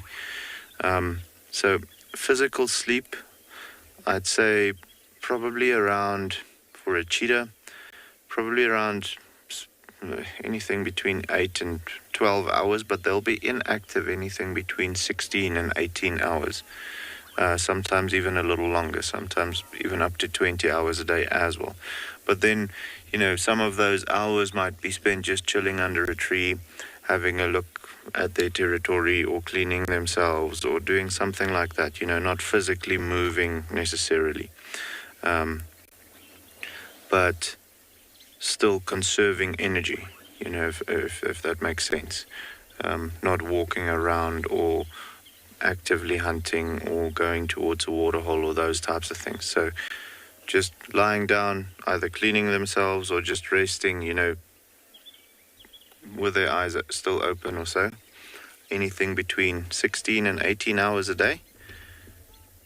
But physical sleep, I'd say more like 8 to 12 hours. So it is quite a long sleep still, as you can imagine. When they're not hunting or when they're not doing something constructive with their energy, they need to be as inactive as possible, and there's no better way to do that than by sleeping. But like we've spoken about earlier as well, it's not going to be a deep sleep, because they always have to keep an ear open or an eye open for potential threats coming their way. So more inactive than physically sleeping in that time that they say that they don't move much. but still very much aware of their surroundings. So like now, I can guarantee you, even though their eyes are closed, those radars on the top of their heads, the ears are working overtime, and the nostrils are also working overtime to detect any strange sound or smell, which might potentially be prey or enemy, you know.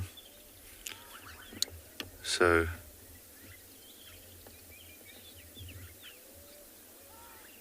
quite a bit of inactivity during the day, as you can imagine. But that's just because they don't know when their next meal will be, so they need to save as much as possible when they're not trying to obtain a meal or marking their territories or those types of things. However, I am getting in the mood for them to get a little bit more active. So yeah, guys, well, as soon as they do get active, which I don't think will be long from now, we'll come back here, but for the meantime, we're going to go back to Steve, okay?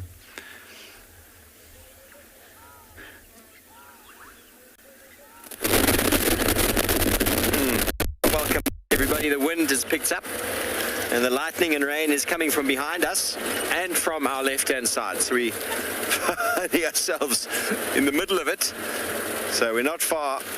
We're going to get up onto quarantine and then see. Well, obviously, we might find something along the way, but the lightning is getting closer. So just for safety's sake, be a little bit closer to camp in case. And this is when I wish. Ooh, again on the left.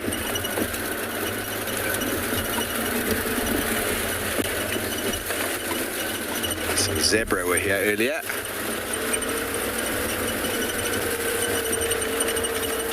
No doubt that Tristan has got a very similar sort of idea. You can probably hear the wind now.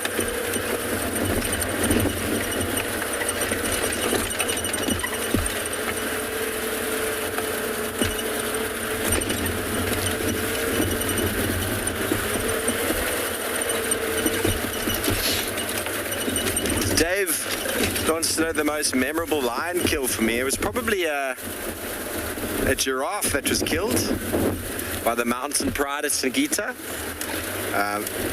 Due to the noise and the activity, 20 lions killed a young giraffe.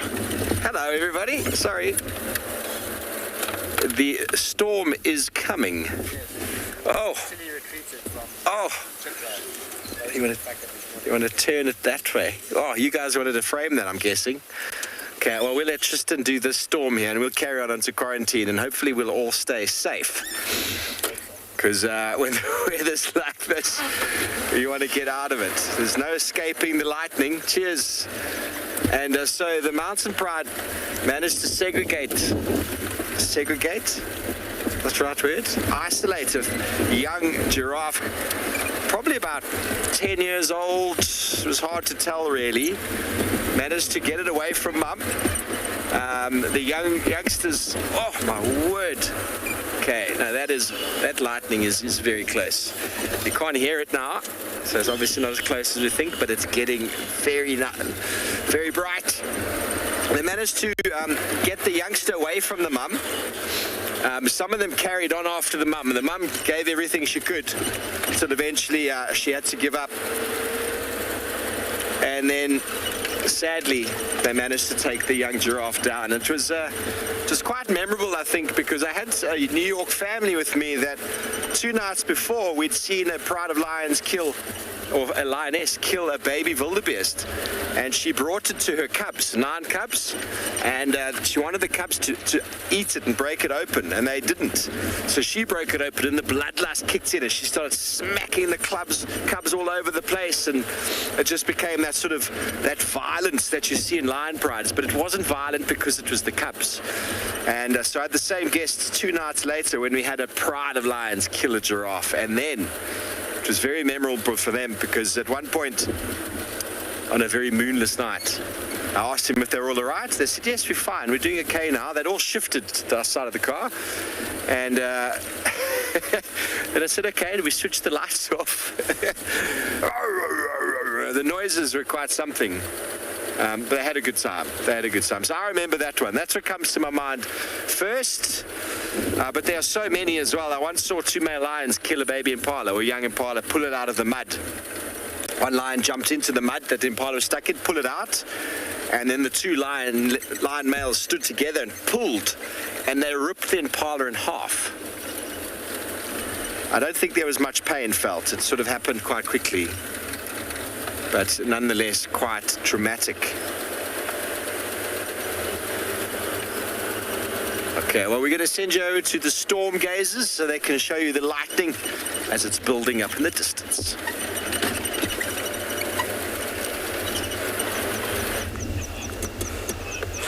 It sounds awfully macabre, Stephen. But yes, generally when lions hunt, it is macabre. Now, it might look like a dark picture, but there's a very good reason for this, because we wanted to show you the lightning that is coming from the south. There's also lightning coming from the west and the north, so we're being kind of converged on by 3 different storms at the moment. The wind is getting up and the rain is starting to fall now as well, so it's about to become quite chaotic out here. I'm going to let you listen to the thunder. I'm going to keep quiet for a little bit.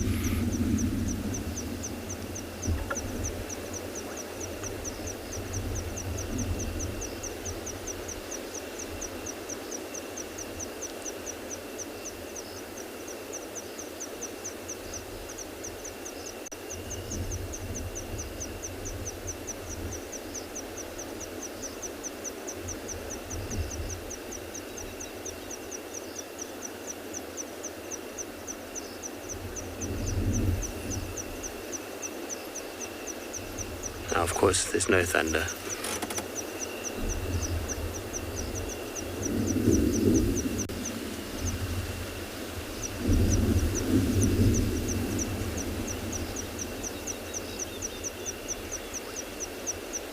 I must admit, as much as it's not comfortable to be in an open vehicle, there is something absolutely surreal about sitting in the wilderness of Africa with a thunderstorm like this, between the lightning and the clouds and the wind.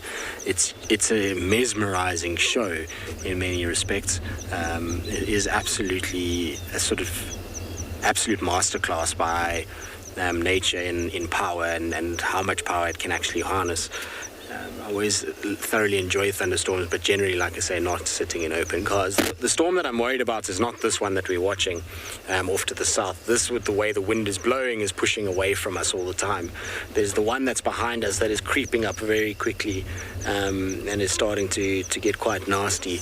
I'm just counting the kind of thunder after the strikes, and it's still far enough that we don't have to worry. Normally when you hear or see a bolt and then you hear the thunder straight away, then you know it's kind of on top of you and it's time to then seek shelter. At the moment, it's okay. It's far enough that we don't need to stress too much. Well, I mean, for now. I reckon it's going to change within the next 5 minutes the way the wind has come up.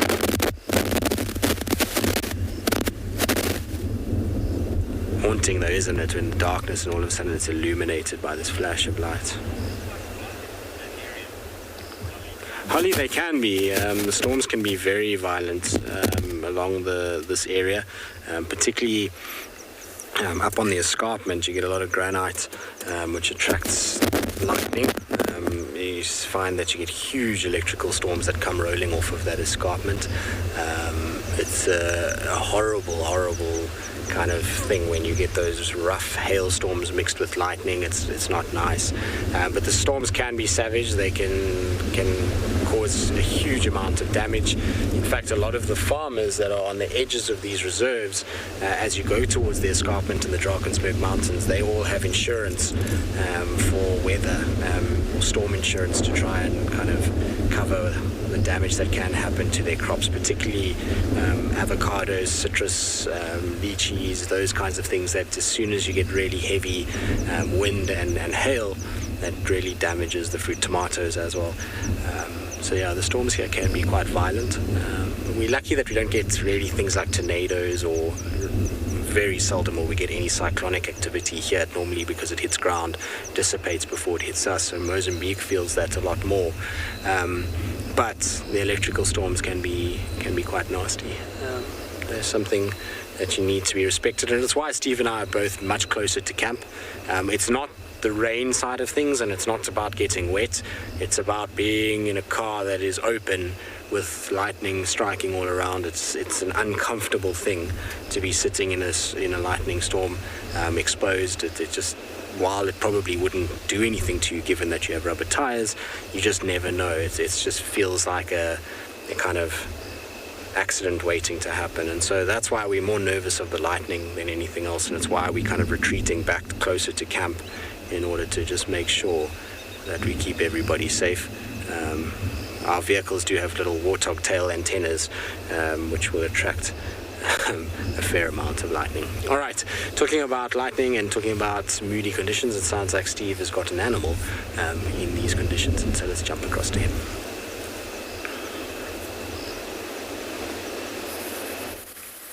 Thanks, Tristan. Well, indeed, storm damage. People pay a lot of money for insurance for that. It's difficult to insure your crops against elephants, though. Oh, you can see the lightning off the back of that elephant a moment ago. This elephant bull is not too concerned with the lightning. Actually, they quite enjoy the rain. Helps to cool things down. But it's that sort of tentative moment where you just know that the storm is coming in from 3 different directions, all of them closing in. So you don't want to be too far away. Obviously, we've always got measures for the rainfall, but when it comes to lightning, it's a bit tricky.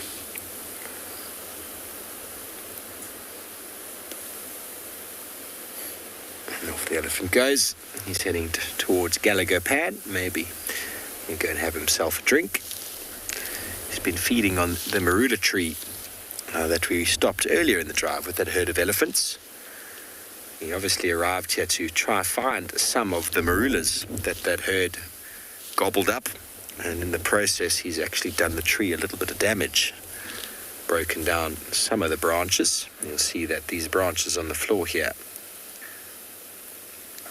are elephant damage, not storm damage. And there were plenty of fruits on the floor before. Now there's only a couple. They're falling in the wind. You can actually hear them dropping.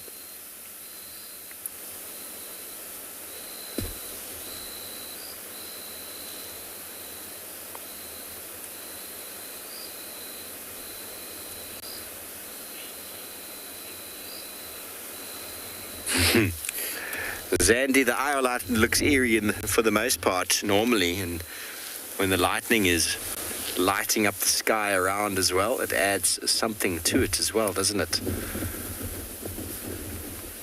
You can actually smell the rain now. It's wonderful. It's going to be a lovely, cool evening. I love sleeping in stormy weather like this. Brought up in Johannesburg, we used to have stormy skies and nights like this in the summer, which used to be beautiful.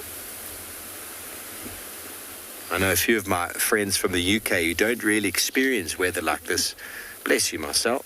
Really struggled on Johannesburg evenings or nights when the lightning was just crashing down and the thunder was reverberating in the houses and the hail falling through the windows. I know my dad's watching right now. He will always tell a story of the golf ball sized or the tennis ball sized hail falling through the window, breaking the glass. That's a very long time ago. I find it quite pleasing. Obviously not the shattering of glass, but the sounds of thunder and the rain on the roof and the change in the atmosphere, the cooling, and the wind that cools everything down.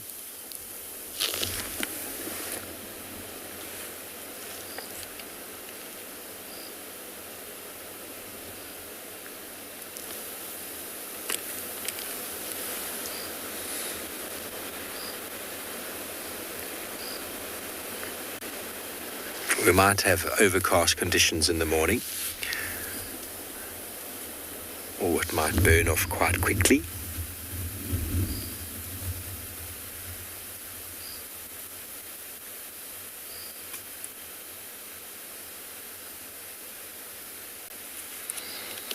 Okay, well, we're just going to keep watching this storm very closely as it closes in on us.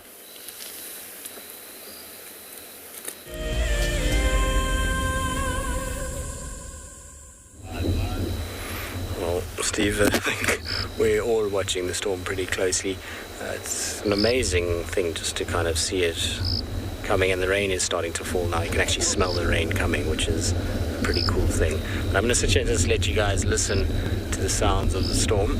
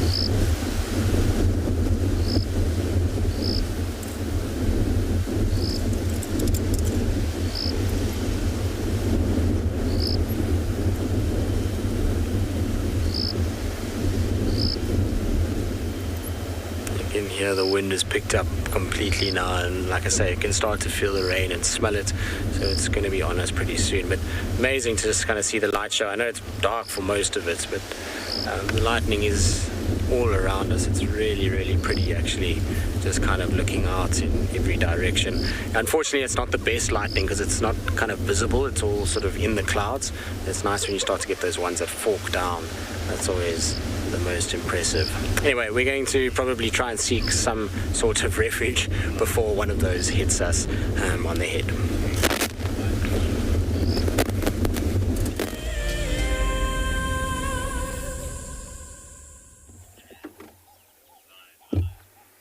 All right, guys, so a bit more activity. They started yawning, they cleaned themselves a little bit for a while, and now they're actually practicing some allo grooming, cleaning one another, just reassuring the social bond between each other, also getting into all those spots where they can't get by themselves.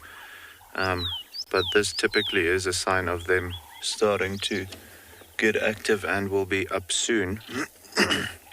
So hopefully we'll get them moving around a little bit just before we have to say goodnight. But, sometimes they enjoy grooming one another so much that they can do this for up to half an hour. But just to see them a little bit more active and to see that bond between the two brothers are actually quite cool. For them it is an absolute necessity to have a very strong bond between one another, to be able to, protect or defend territories and do all of those things. Of course, there's going to be some tension when it comes to mating with females and also things like kills. When it's a smaller kill, they'll definitely have some tension between one another because both of them want the good stuff, but the stronger one will definitely pull rank when it comes to that. So there might here and there be a little bit of a fight going and so on. So always important to, whenever they're not fighting, spend a little bit of time reassuring themselves and the other one that they still love each other. You can see they're paying a lot more attention now towards the water holder, which is where the wind is coming from. So possibly smelling something. And there we go. Cheryl, yes, they will. As long as both of them live, they'll stay together. It's highly unlikely. However, not impossible, but highly unlikely that a coalition like this, especially when they're related to one another, coming from the same litter specifically, will break up. It just makes much more sense for them to be together. Hunting will be easier, keeping their territory will be easier. As you can imagine, if there's a young male now, an aspiring young male that wants to take over let's say, their territory, which is a very good territory to have. Lots of females, lots of game. So lots of opportunity not only to hunt, but also to reproduce. They'll be able to chase them off rather easily, whereas if it's one-on-one, when you get a little older, those chances start becoming slimmer and slimmer of keeping your territory. So there we go. Hello, boys. They will absolutely stay together as long as they can, and most likely that will mean that as long as they both live. So definitely makes much more sense for them to be together. Guys, we're gonna follow them a little bit, see, maybe we get lucky and in these last couple of minutes they give us some action. Even if they're just moving like they are right now, that will also be cool. But we've been waiting for this the whole afternoon, so hopefully soon.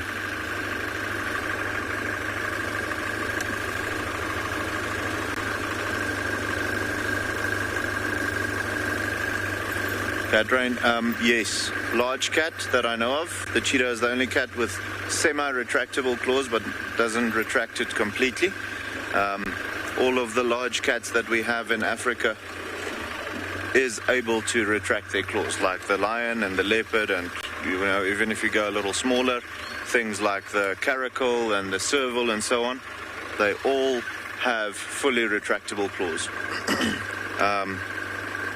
Jaguars, those types of things, when you go outside of Africa, jaguars and tigers and so on, they can also fully retract their claws. So yes, the cheetahs are the only ones that I know of with semi-retractable claws, but you'll always find a little bit of claw sticking out just to have that running spike effect. When they're running at those great speeds, the fastest that I've heard a cheetah being recorded is 124 kilometers an hour. That's just what I've heard. But typically, it's well known that they can clock about 100 kilometers an hour when hunting or when they need to. However, over here, you'll find them typically hunting at around 80 kilometers an hour, but even still then, you'll want that extra little bit of traction on your paws to when they have to turn quickly, when a springbok does a quick turn to the right or to the left. Just have that extra little bit of grip for when they need to turn so agilely. The tail obviously will help for that as well. That's like a big balancing beam that they swing around while they turn when they're running at those great speeds. But it will absolutely be a great benefit for them to have those claws out. Whereas with something like a lion or a leopard or so, it makes much more sense for them to have fully retractable claws so that they can use their soft pads to stalk as close to as they can to the prey species, and then be able to launch an attack from, let's say, 20 meters or 10 meters away. With the leopards, I've sometimes seen them only starting the charge at around 5 meters away from the prey species. So with cheetahs, that typically is not the case. You'll find them charging from much further away. So they utilize their speed more than stealth. Yeah, it seems like they're definitely looking for something to hunt. But yeah, guys, unfortunately, it has come to that time of the afternoon, whereas if they don't hunt and kill in the next 45 seconds, we're going to have to maybe come back tomorrow morning and have a look to see if they did, or whether they were successful. It is lovely to have had you all on the show with us, seeing all of the different animals, all the elephants and the leopards and the lions and all of those things, cheetahs included. So we hope to see all of you back here tomorrow morning at 5:30 on channel 183 on DSTV, or you can also follow us on YouTube. And remember to send us all of your questions using the hashtag Wild Earth and so on, and we'll be able to answer them for you as best as we can. But for the time being, guys, we're going to have to say good night and see you tomorrow morning, okay?